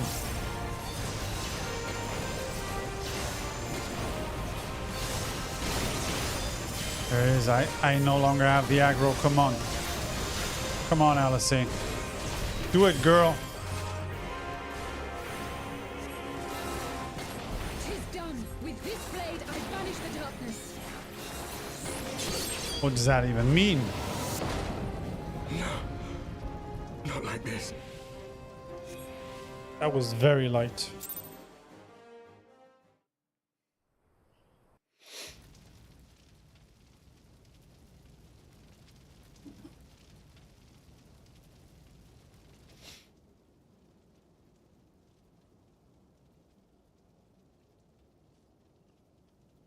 Have you thought about being friends?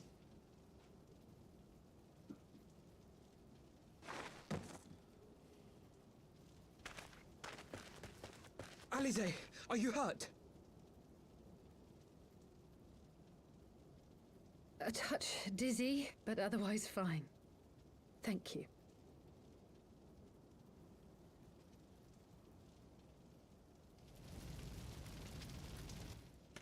And there you have it. Our friend is too stubborn to die.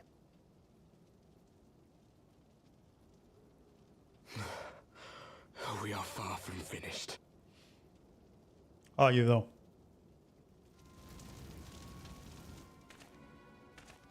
Or have you never considered how we came to this world? Portal? Just bam.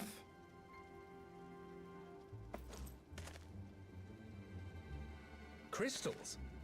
You mean, like the Ascians? Just so. As the Ascians flee unto the rift twixt planes with crystals of darkness, so did these warriors come hither with crystals of light.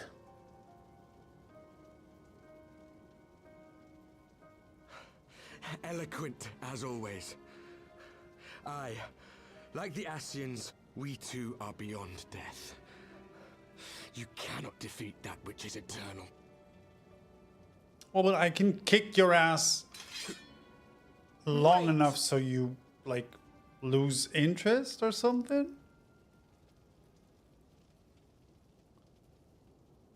Such methods as the Ascians employ require the renunciation of the flesh. You would have had to... Renounce the flesh?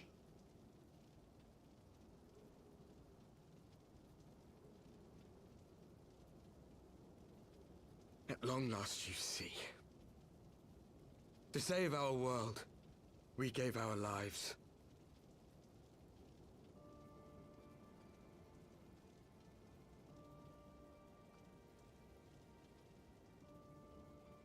We were just adventurers trying to make our way.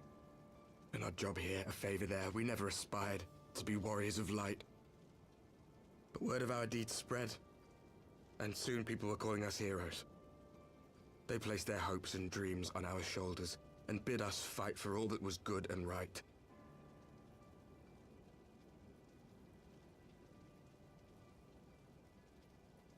We fought, and we fought, and we fought, until there was no one left to fight. We won! And now our world is being erased from existence.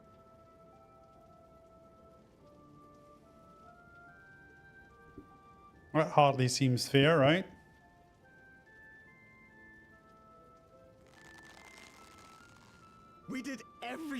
right. Everything that was asked of us, and still it came to this. You of all people should understand. We cannot, we will not falter. We brought our world to the brink of destruction, and now we must save it.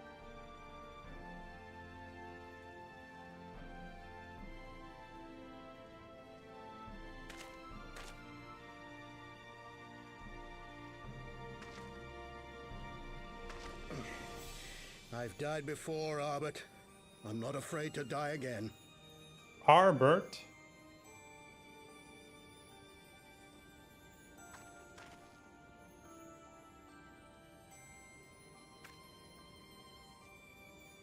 No matter how many times we fall, we must arise and carry on the fight for those we left behind.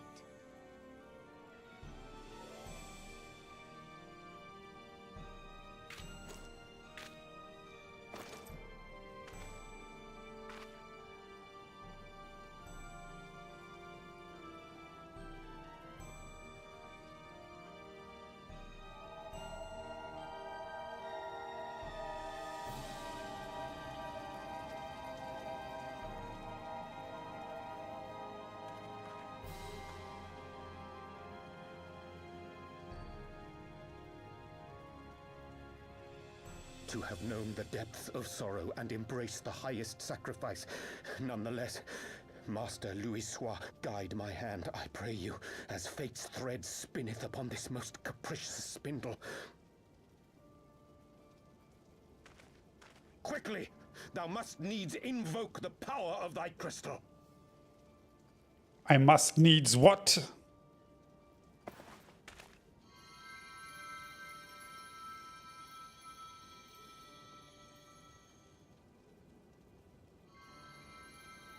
Come on, invoke it.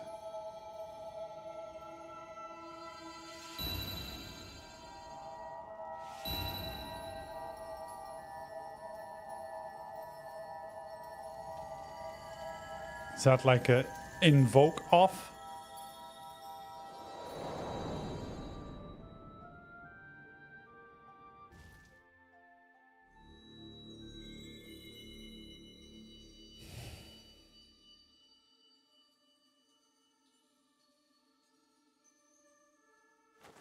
What is this place?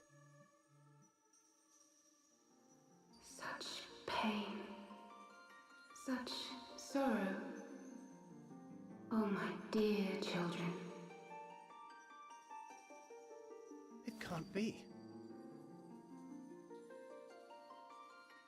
Mother Heidelin, hearken unto your children's plea. From two worlds do we gather, and from two worlds do we offer a bounty of light.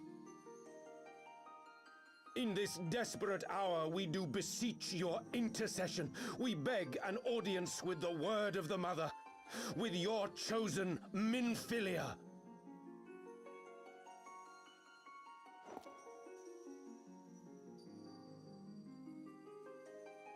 Your cries go not unheard, nor your sacrifices unnoticed. Though many are lost, there are those we can yet save, whom I can yet save.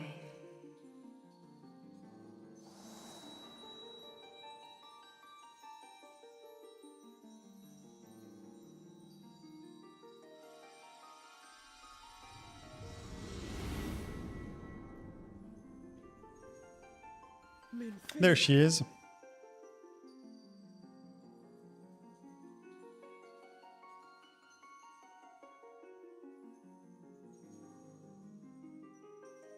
Blessed children of the first, the light of your world hath grown blinding in its radiance, but it is not yet absolute.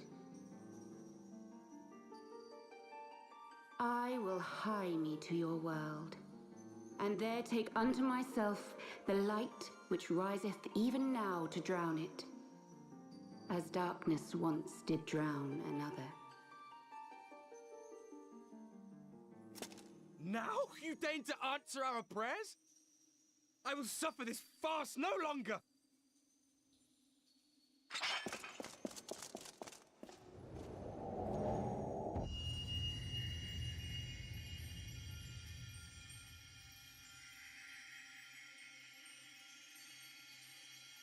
As the Ascians must serve as instruments of Zodiark's will, so too must others carry out the will of Hydaelyn. But for the boon you have granted her, she has grown strong enough to set me free, that I might serve as her emissary. Your suffering, your sacrifice, your supplications, she has heard all. We will not let the first fall to light.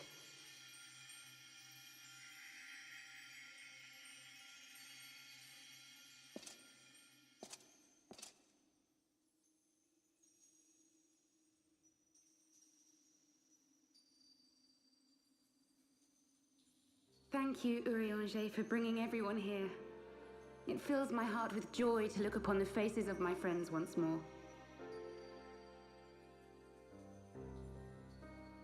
In taking you unto her bosom, I knew that Hydaelyn had bequeathed to you a sliver of her grace, granting you strength longsword. And in treating with the Ascians, I learnt of a star like unto our own, a doomed world of fallen heroes, in whom I glimpsed ourselves, the first. Full long did I search for a means to save this world, concluding at the last that the answer lay in the power of blessed crystals. And thus did I labor to set light against dark. Yet I knew from the beginning that this salvation would not come without sacrifice. For the instrument of the first's deliverance would of necessity be required to journey thither, there to remain, mayhap forever. You orchestrated all of this, not to save her, but to send her away. Well, technically to save a whole world. Alphino. One life for one world. Such was the bargain, and you the coin, though it were not mine to spend. There we go. Another individual sacrifice. Have we not walked together in the light of the crystal, and at her bidding borne witness to the joys and sorrows of this land? Each and every one of you knows my heart. If this be the price I must pay, I pay it gladly. You want to go alone, then? My dearest Thancred, you who have ever watched over me, I am truly grateful for all you have done on my behalf, as would my father be. Your kindness, your compassion, your love. These are your gifts to me, and our gifts to them, forming a bond which transcends time and space.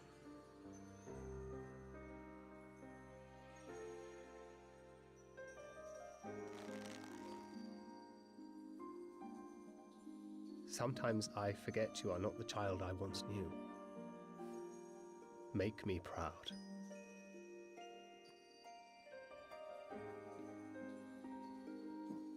Long have I watched you from Hydaelyn's side, watched as you nurtured and kept safe the light of the dawn.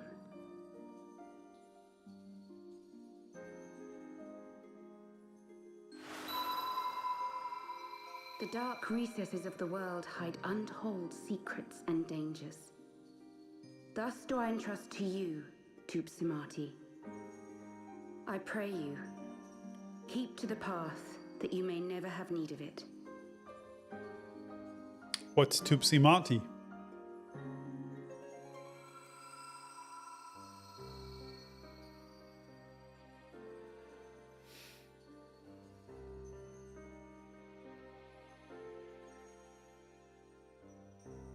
think he's still angry, right? 'Twould seem the power of our crystals is all but spent.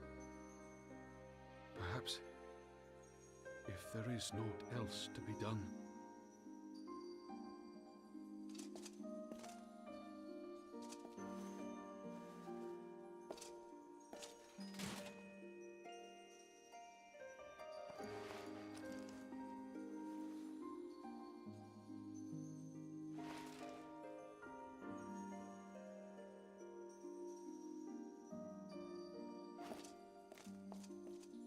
Hear me, servant of Hydaelyn.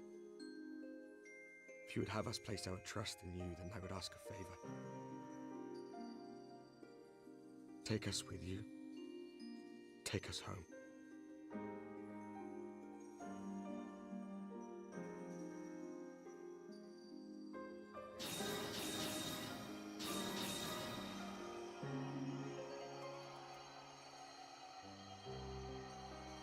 We were blind to the truth once, so I tell you this, as one fool to another. Light, dark, it doesn't matter. What matters is how you choose to use them. We made our choice and you see what came of it, so please, forge a different path. Seize a better fate.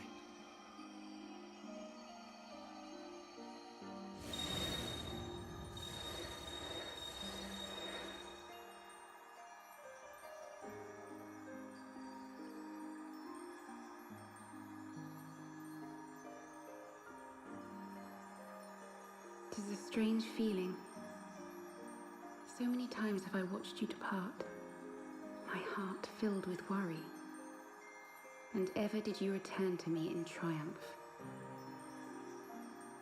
Someday, when I have found a way to free this star from her sorrow, I promise you I shall repay the favor.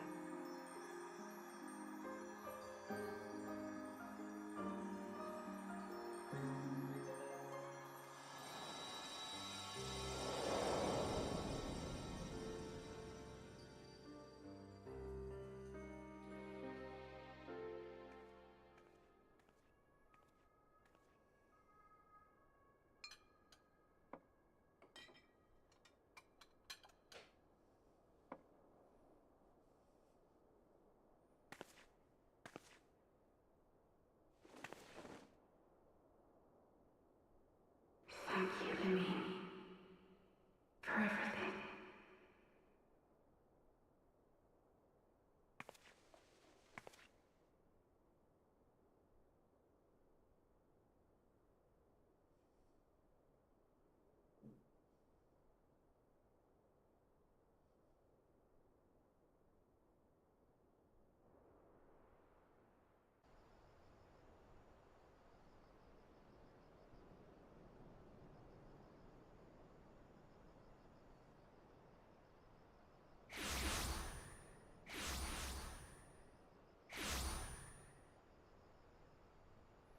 So I take it back. They didn't make us fight Ifrit.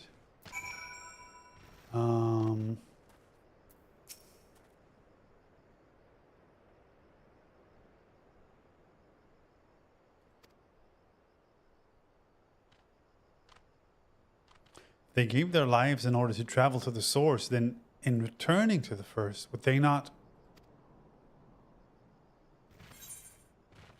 Yeah.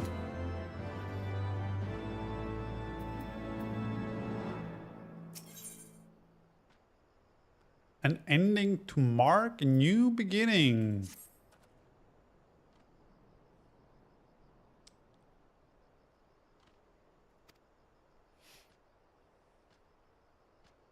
I will go back to Zaharak and resecure them. The Amalja will still be in disarray after the thrashing the Warriors of Darkness gave them. They are not like to notice a lone bard skulking about. But Thancred, you don't have to do this, I know, but I want to. I will see you at the Rising Stones. All right. So I think we're gonna wrap this chapter up.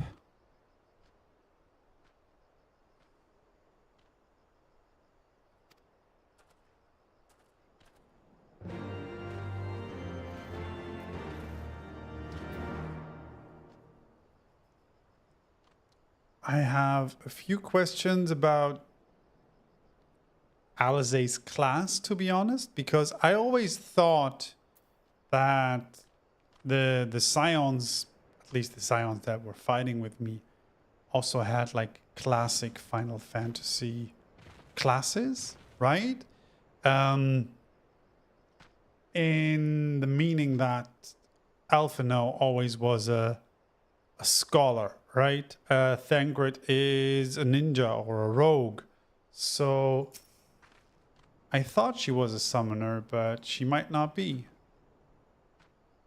When didst thou become aware of mine independent pursuits? When I saw you meeting with the Warrior of Darkness and the Ascian in white at the Great Library. I tried not to think the worst. You've never been one to confide in others, so I knew that even were your intentions pure, you would not share your plans with us until you felt the time was right. But I cannot deny that a part of me feared you had simply betrayed us. Would that there had been another way. Know that I took no pleasure in deceiving thee, and had these sins will forever weigh heavy on my heart. I understand why you did what you did. That you but sought to achieve the greatest good while inflicting the least harm. Not many would have the courage to make that choice, but even knowing what came of your actions, I find that I cannot condone them. I'm sorry.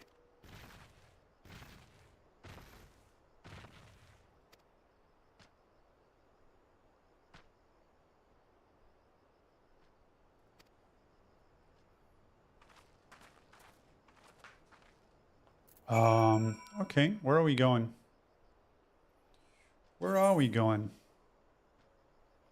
Okay, we're just going back to Little Alamigo. I mean, I could just bamf, right? I could definitely do that.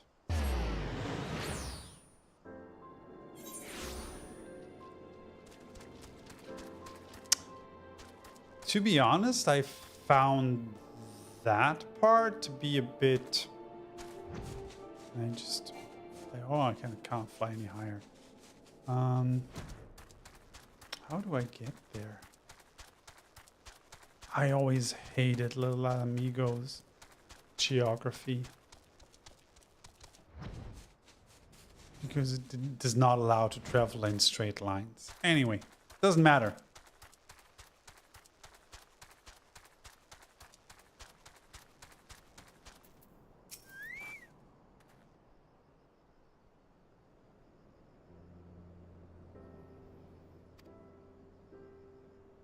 The Griffin's double was telling the truth. Double. Is it double or double in English? Insofar as we found nothing resembling a sizable cache of crystals in the Mask's camp.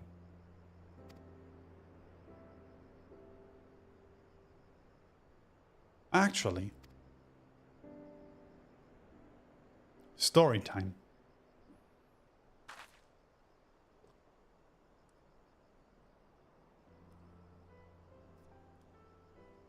Yeah, it's a crazy story, right? Even now I struggle to comprehend that which I saw. The only thing I can say with any certainty is that I feel blessed to have been granted a final chance to speak with her. It was bittersweet, but also affirming. I believe it's past time Ida and I rejoined the Scions. We have been away for far too long.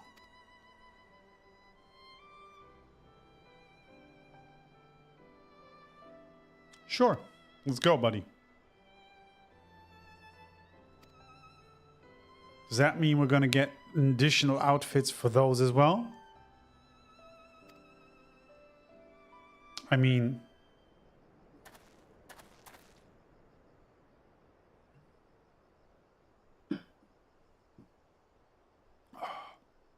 Okay.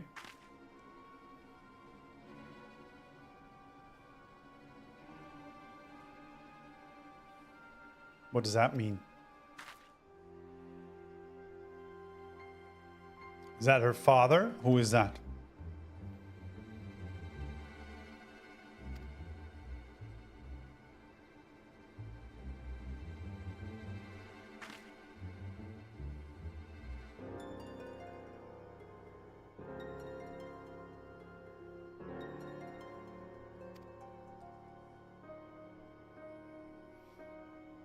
Ida here was always full of fire, even the first to volunteer for a mission until the day she up and vanished, that is.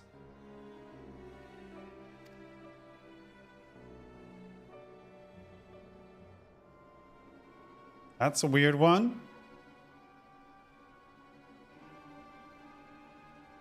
Scions. Oh, sorry, we were still the circle of knowing back then. Okay, as you can see, I'm completely fine.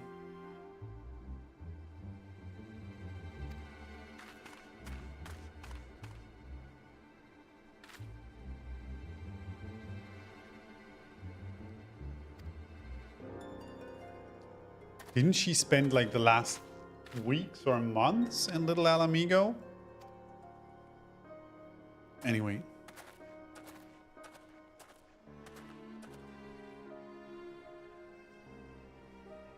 Hells take me for giving you that mask. Okay, Papa Limo.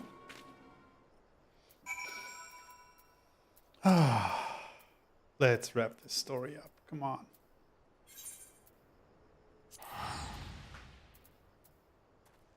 Oh, we're traveling to the Rising Stones. We're not going... Oh, this is Mordona. I remember that. Yeah. That's much, much easier to reach, right? Oh. God, and so many more blue quests.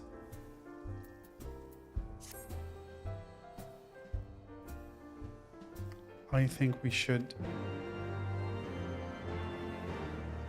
do a special one where we just do the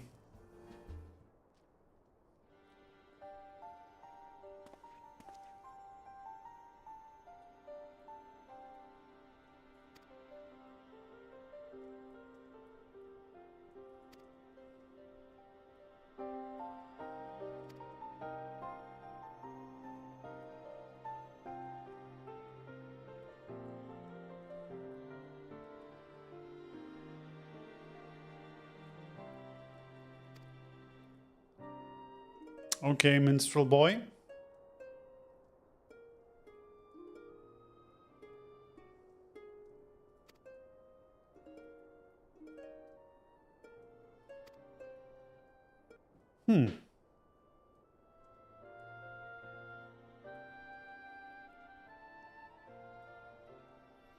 Yes, that was a very nice story, Wandering Minstrel.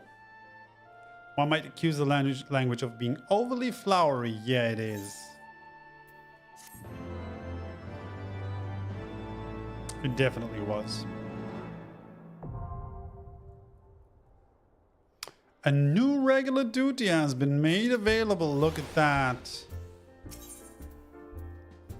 Oh, shit. What else do we have here? A refrain for the undaunted. Let's collect all the blue quests, and I think we're gonna have a session where we're just gonna finish all the blue quests from Heavensward, maybe even some from A Realm Reborn.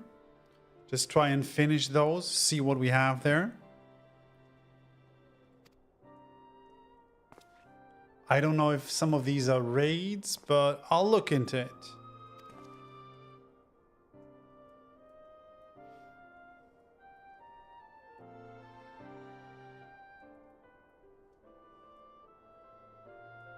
Yes, a walking fortress.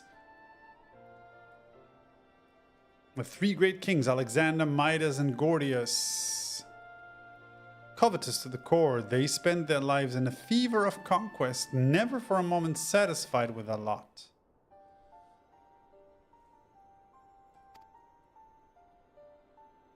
Let me guess. Another duty?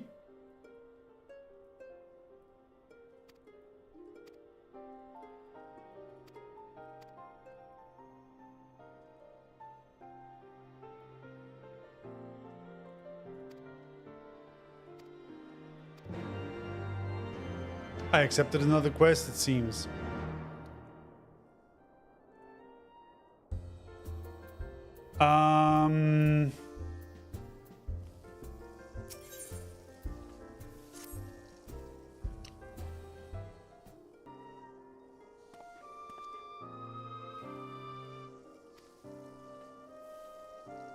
A Colossus of Steel and Steam in Dravania. Yeah, of course.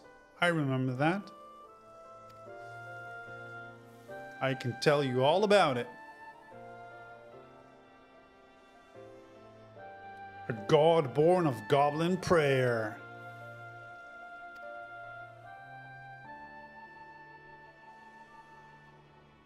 Steely skinned giants. Okay, but one whose mere being made all else a hell. In battle through legions to reach his hard heart, conspiring at last to rend it apart. His core being no more, the giant fell still, though the goblins remained there to plot further ill.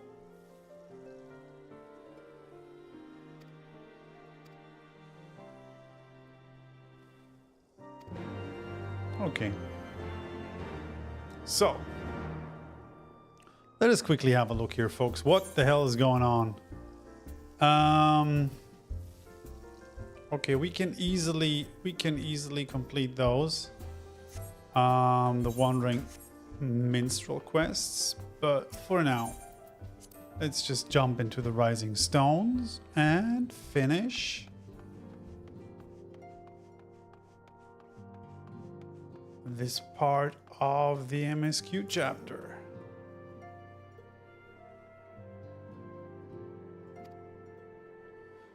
Once he has delivered them safely in the Temple Knight's care, he will rejoin us here, and we can declare this matter officially resolved. While awaiting your arrival, I took the opportunity to contact Ishtola and Kryl and briefed them on all that has occurred.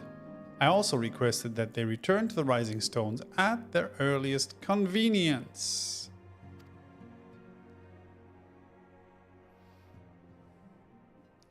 Look at that! A lot of scions. Back in the solar. It's been too long since we were all together like this. Not since after Moonbreeder. Yeah. Much has changed since then. We ourselves, most of all.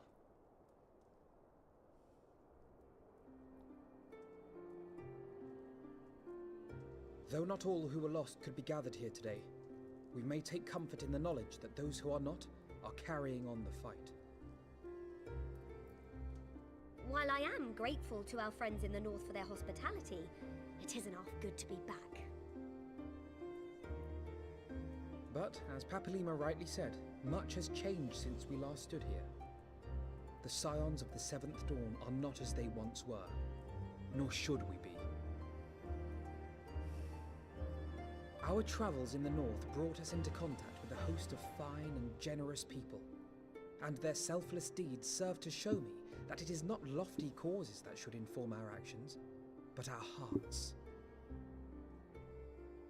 And I hope that the Scions might continue in this manner, as individuals driven by individual principles.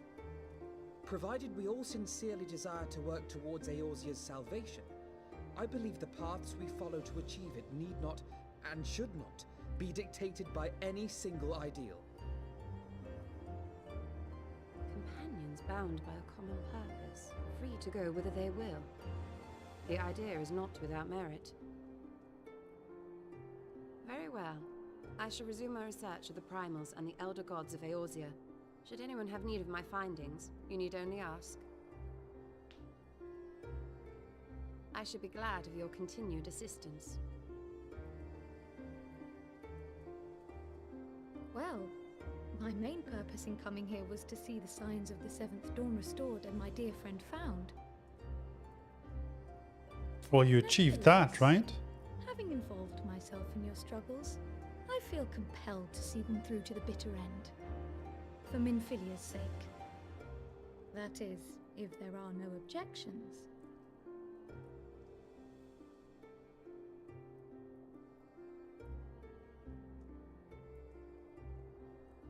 You will always be welcome here, Kryl.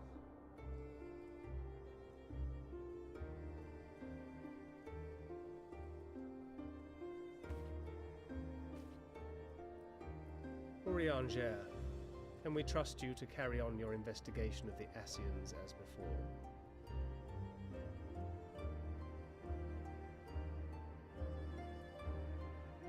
Regardless of mine own desires, I am undeserving of your trust, having so villainously deceived you all. Okay, buddy. Now, I'll hear no more of that. It would be disrespectful of Minfilia's wishes. She entrusted matters here to us, that we might protect this star and understand the truth which hides at her heart. Mayhap I can handle the former, but I think you far better suited to the latter. No?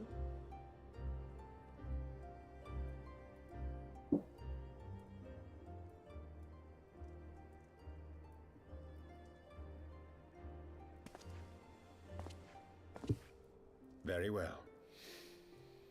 Then out of love for my Lady Minfilia and Moonbreeder both, this shall be my solemn charge.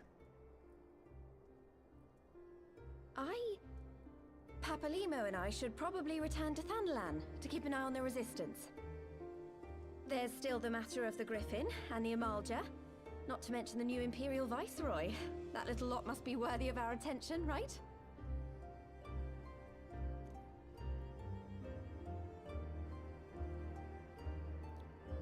There's something weird going on there, right? You know I have no great love for organizations and formalities.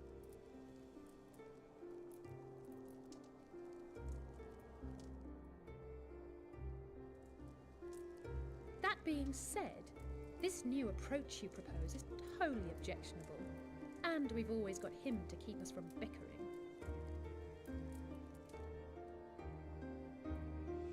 But I will suffer no titles.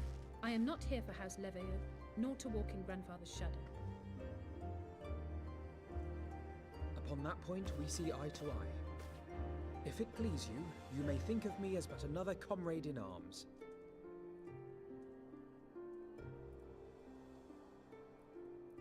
Well then, Alfie, I for my part shall see to the paperwork and the finances with my characteristic aplomb. I would not have it any other way, Tataru. And we mustn't forget you. What now for the Warrior of Light? I don't know, man.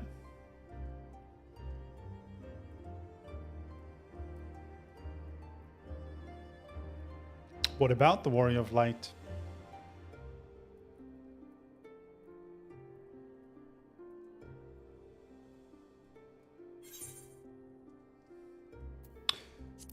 The road goes ever on, doesn't it? I mean, I'm an adventurer, right? Indeed. The path behind us was fraught with hardship, and the path before us will be no less unforgiving. But a new dawn shall break over the realm, and I see before me the faces of those who will deliver it.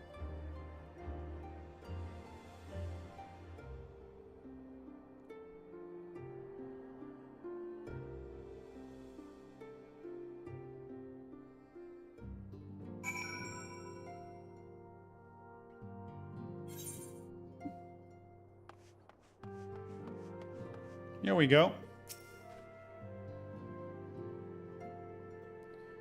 The Scions of the Seventh Dawn.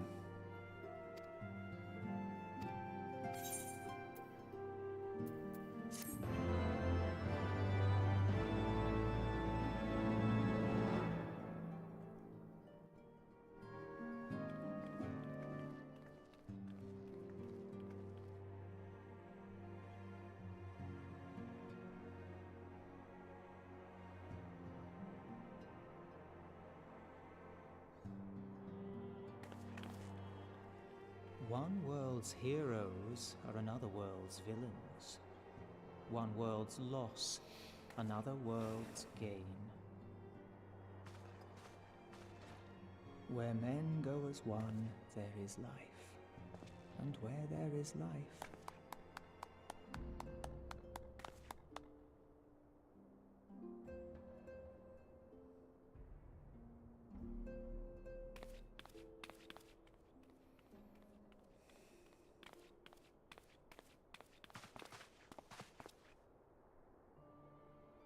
My friends, if I may, I would ask that you entrust Tupsimati to me.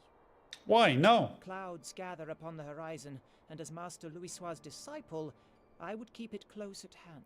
What? No, man. I don't trust that guy. Why would you do that, man? She gave it to you.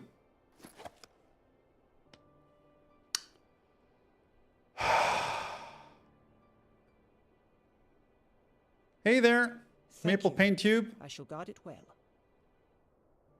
Why would you do that? That's just...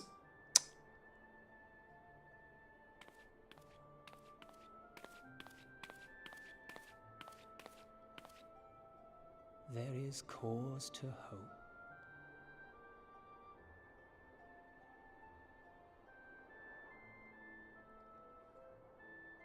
For every ending, every parting marks a new beginning. Hey there, Mega Man.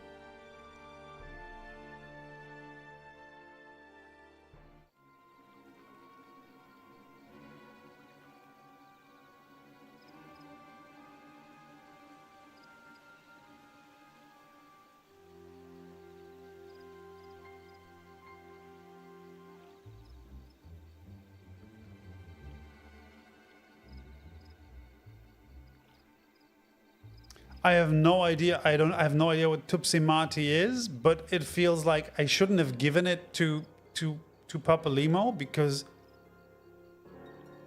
I don't know if it's just me, but every one of those little guys feels kind of sketchy, right?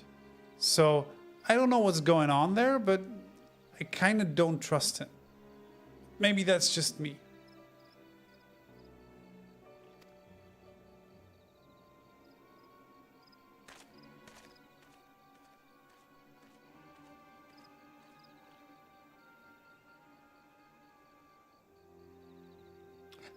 There you go. See, there's an Ascian. I told you.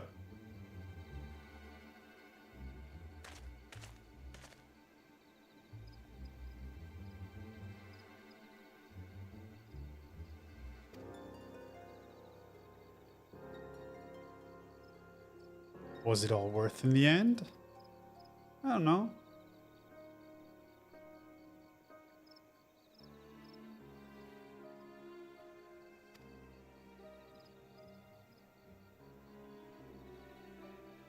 A world bereft of equilibrium is but a void in waiting, and a void is of no use to my master.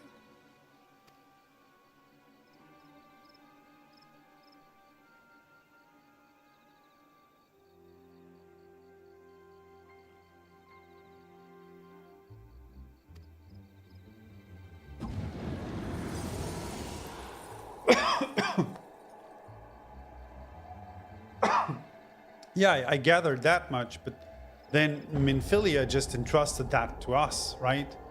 And they retrieved the 2 eyes of Nidhogg, by the way. Fun fact, we knew that already, but they also, of course, retrieved the eyes.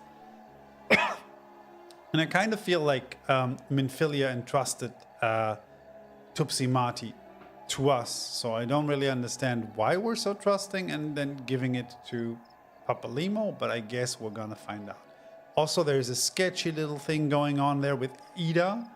I don't know why she was being weird, but we're probably gonna find out as well. So, the Ascians have the Eyes of Nidhogg, which is great.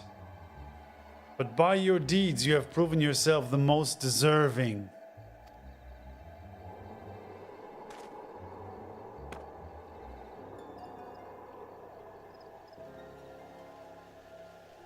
A man of boundless rage and bottomless despair, in whose breast beats a heart which thirsts for vengeance. Sounds like the perfect candidate.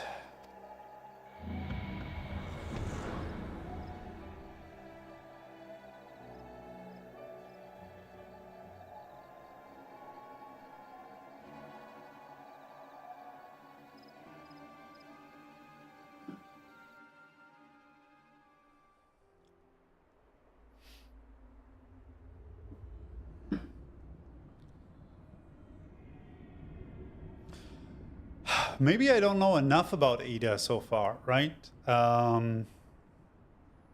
So, or maybe I'm just an untrusting person. I don't know which one it is.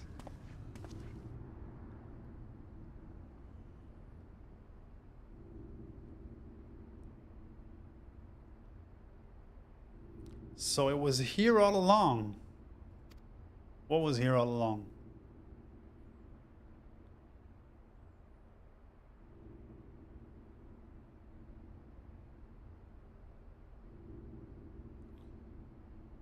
Which Garlean? Oh, okay. This is Nero Toskeva. Okay. I do not know. No, this is my whole problem, you know? This is my whole problem. This is my whole problem. People tell me, oh, you're gonna love Estinian. I have no idea. I've met Estinian in Heavensward, right? And Heavensward Estinian until the very end was kind of a prick, to be honest, right? He was not the coolest kind of dude, right?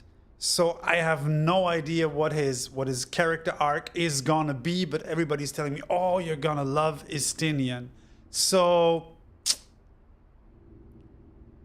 let's see what happens there. Same thing about Ida, I guess. I don't know if she's a cutie because she's wearing that mask, so not really sure what's going on there. But yeah.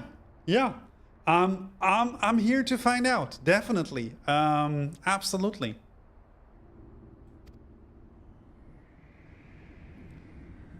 Oh man.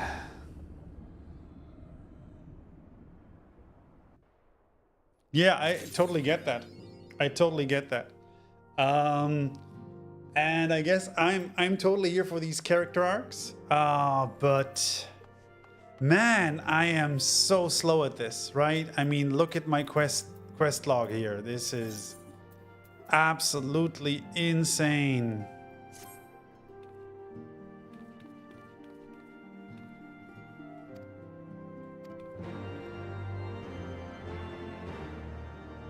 How long? I've been playing Final Fantasy XIV.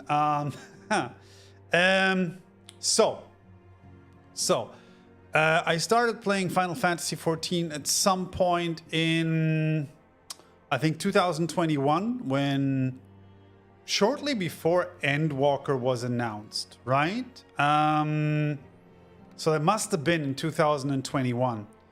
And I played, like, to the extent I can say that, through A Realm Reborn in that time. And kind of stopped at some point after the post A Realm Reborn MSQs. I kind of fell off. I think I had like at least 150 or 200 hours of playtime, but then I was kind of like, that was a lot. I need to play other video games, right? And then back when Dawn Trail was announced with the visuals upgrade, I decided to come back to play, and I recently restarted and started playing Heavensward, and I've been playing through Heavensward in the last months, basically, right? So I took a big break in between that from, I think, early 2022 until mid of 2024, I think, playing other games, and then I came back. I think main reason also was that I didn't have a good or a solid guild or anybody to play with, so it was mostly just solo content. Still not too heavy, not too happy about, well, you know, I'm in low level content, so it's kind of difficult, but I enjoy it a lot. Also, since you've been asking which characters I like so far, I'm a big fan of Alice since she came back right now in the post-MSQ Heavensward arc. I absolutely love that character development. She kind of comes back really badass, but also kind of grown as a person and character. I really like that about her. So that's super nice. I definitely love that. I'm not a big fan of Alphino. He comes across as a little bit of a prick sometimes and a smartass. So I'm not too big of a fan. Ishtola's great. I like Ishtola a lot. And of course, Thancred's a hottie, right? Let's be honest. Thancred's kind of hot. So there, that has to be said. Who else? Heavensward. I feel like Aymeric has a pretty nice arc in Heavensward, and also that is it Aymeric's little brother, that youngish kind of Ishgard guy, who's kind of being a dumb little boy, and then he kind of grows into it, and he has this little manservant who's like this tiny little elf boy with freckles, like the cutie one. I kind of like those two for some reason. They were kind of interesting in the whole Ishgard arc. And yes, exactly, Horshafan's little brother, exactly, that guy. He's being like this very, very privileged little noble boy at the very beginning, and then he kind of grows into his role and takes responsibility and even leads people into battle and grows through it. And I think he has a really nice character arc, although it's a bit tropey, right? But I like that a lot. So that was beautiful in Heavensward. I loved the Scholasticate quests. Those were absolutely great. Those were amazing in Heavensward. So those vibes are very much up my alley, because actually, fun fact, I have to tell you that my main character is not a white mage. He's actually this preppy little scholar, right? Because he has to be, with a Moogle tome, of course, right? So no, this is my first replay. This is my first time ever playing Final Fantasy XIV. I'm just very slow at it, or I play a lot of other video games, if you want to put it that way. So no, I have never played it through. This is my first time experiencing each MSQ quest, and yeah, I guess that's it. Yeah.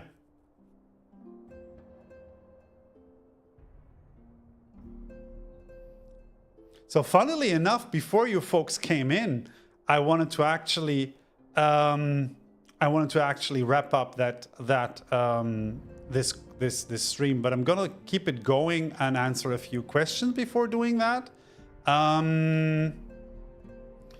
So why did I pick up Final Fantasy XIV again? I think I wanted to pick it up for a very long time because everybody told me like it was so rewarding. The story was so rewarding, but I just didn't have time. It felt like a huge investment getting into the game again, right?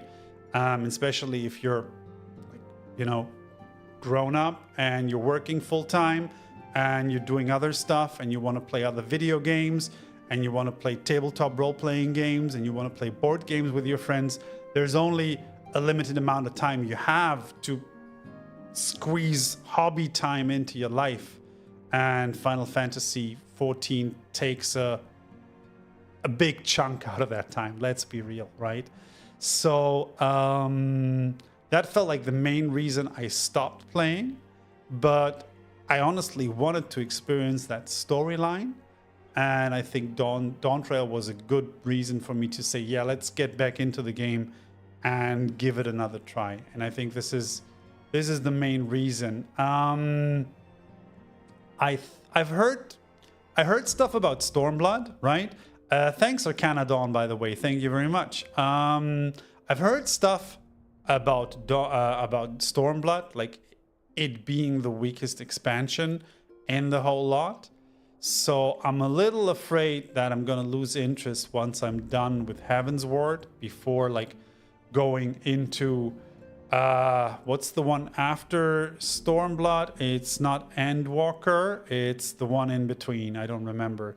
But so let's see how that goes. Honestly, I want to do a lot more group content, right? I'd love to do some of the bigger raids and stuff like that. So I Shadowbringers, thanks. Stormblood, Shadowbringers, Endwalker. That's the way they go.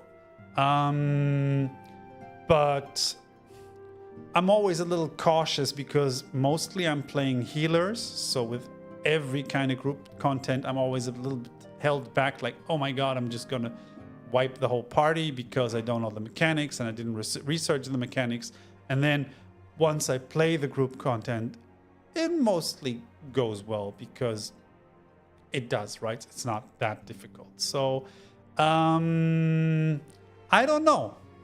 Maybe that's something I'm gonna pick up at some point, but I wanted to start playing through the MSQ so I'm at least level up to do some content with other people in the game, because they're mostly going like, oh, what level are you? I'm like, 65, 64, and then they will call us back when you're level 70, right?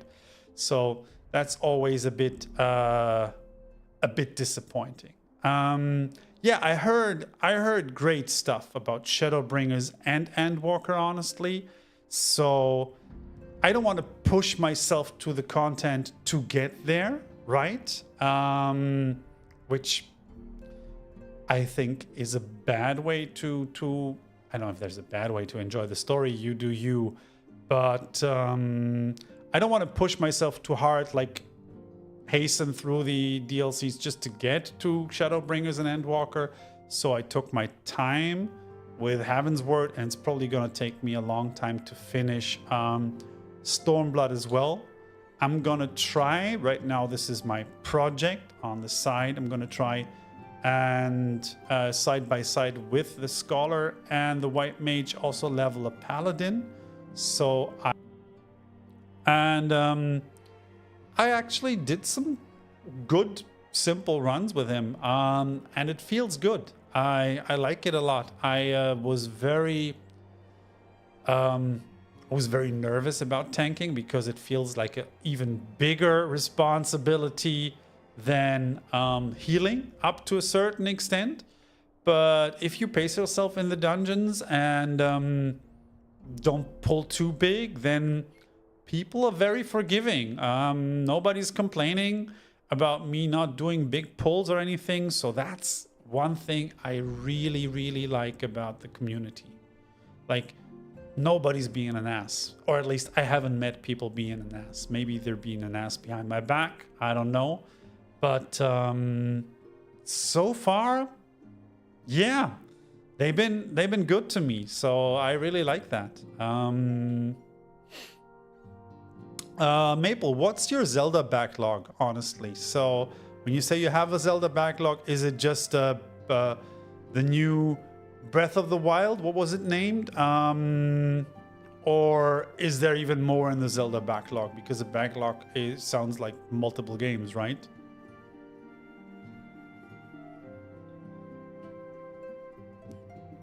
Because the new Zelda, so the one where you play Zelda, I have on my backlog, but the other one was, what was it called? Basically Breath of the Wild 2. Tears of the Kingdom. I started. I didn't actually enjoy it that much. Maybe it was because it was the exact same formula as Breath of the Wild, just with additional content and additional mechanics. So I felt like replaying the Breath of the Wild game with additional features, and I was like, okay, but I did that already. If that would have been the first game, I would have loved it. But the way it was released, I didn't quite enjoy it, honestly. So I kind of fell off. So I have that in my backlog as well. Link's Awakening is super cute. Love it from the visuals a lot. I haven't finished it either because I'm bad at finishing games. Look at me playing Heavensward in 2025, right? Point proven. But yeah, I've enjoyed it a lot. It's a nice remake. And yeah, I'll probably pick up this Zelda. I think it's something with wisdom in it at some point as well. I wanted to play and stream Monster Hunter Wild actually when it came out. And then I realized that my machine was not up to it, like not at all, which is kind of disappointing. The benchmark was looking good, so I was really hopeful that I would be able to play it and also stream it, but no chance. So this is why I decided to go on a regular Final Fantasy XIV streaming schedule now, because it gives me a reason to play Final Fantasy XIV. And yeah, apparently also meet some nice folks on the internet, which is always cool and nice. The problem is that you have too many games, right? We're all grown up, and then you have a backlog of games, and you kind of need to make it work with the time that you have at your hands. And then you have like 200 hours games. I haven't finished Metaphor Refantasio yet. I started it, then I fell off. I need to go back to it. I haven't finished Persona 3 Reload yet. I wanted to play that as well. I haven't even started it yet. There's so many good games coming out this year. I have no idea how I'm going to manage. We've been playing. I mentioned that when I started the stream, by the way. We've been playing Split Fiction with my partner, which is an amazing co-op game. So if you have a friend or a partner who's into jump and runs, who likes these kind of mechanics, if you liked It Takes Two, this is something you should definitely pick up. It's an amazing game. It has great mechanics. It's super fast-paced. It's well made. The story is kind of okay. There's a story, but apart from that, it's super fun. And if you want to play it online with a friend, I think technically you only need one copy. They did that with It Takes Two as well. And I think this is a hell of a feature for a co-op game, for a publisher to say, you know what, you only need to buy our game once, and then you can play it with a friend online, and he doesn't have to buy, or they don't have to buy it. That's something I really, really appreciate. So that's definitely one you can pick up. I also started to playing another like time-eating game. I started playing Pillars of Eternity 2 again because Avowed came out, and then I remembered Pillars of Eternity 2, and I was like, oh yeah, I could play another huge RPG, right? Because I'm a grown-up with no time at all. Why shouldn't I do that? So I'll see how that goes. I don't know. Yeah. But yes, so I think I will be wrapping up questing for this day, for this night. It's actually, I don't know where you folks at, but it's almost 9 p.m. here. I started streaming at 6 p.m. So we're almost at 3 hours, which is, I think, a good point at for calling it a night. What can I say? Thank you very much for joining this stream. Super happy to have you all here. Maybe we can do this again. I will definitely continue the Heavensward MSQ 3.5 next time I'm streaming, which is probably next Friday. Yeah, thank you very much. If you want to, give me a subscribe, give me a follow, or I'll try to inform you in any way I can. Probably we're going to be doing a stream next Friday. Going to continue MSQ 3.5, and then some of the Heavensward quests that I still have in the backlog that I'm not sure what they're about. They might be some dungeons or like hard trials or anything like that. So I'll just have a look at them. In any case, thank you very much for joining. Thanks for watching. Thanks for the super nice conversation. And wherever you are, whatever your time zone is, have an amazing day and hopefully see you next time, folks. So thank you very much. Take care. Bye, everyone.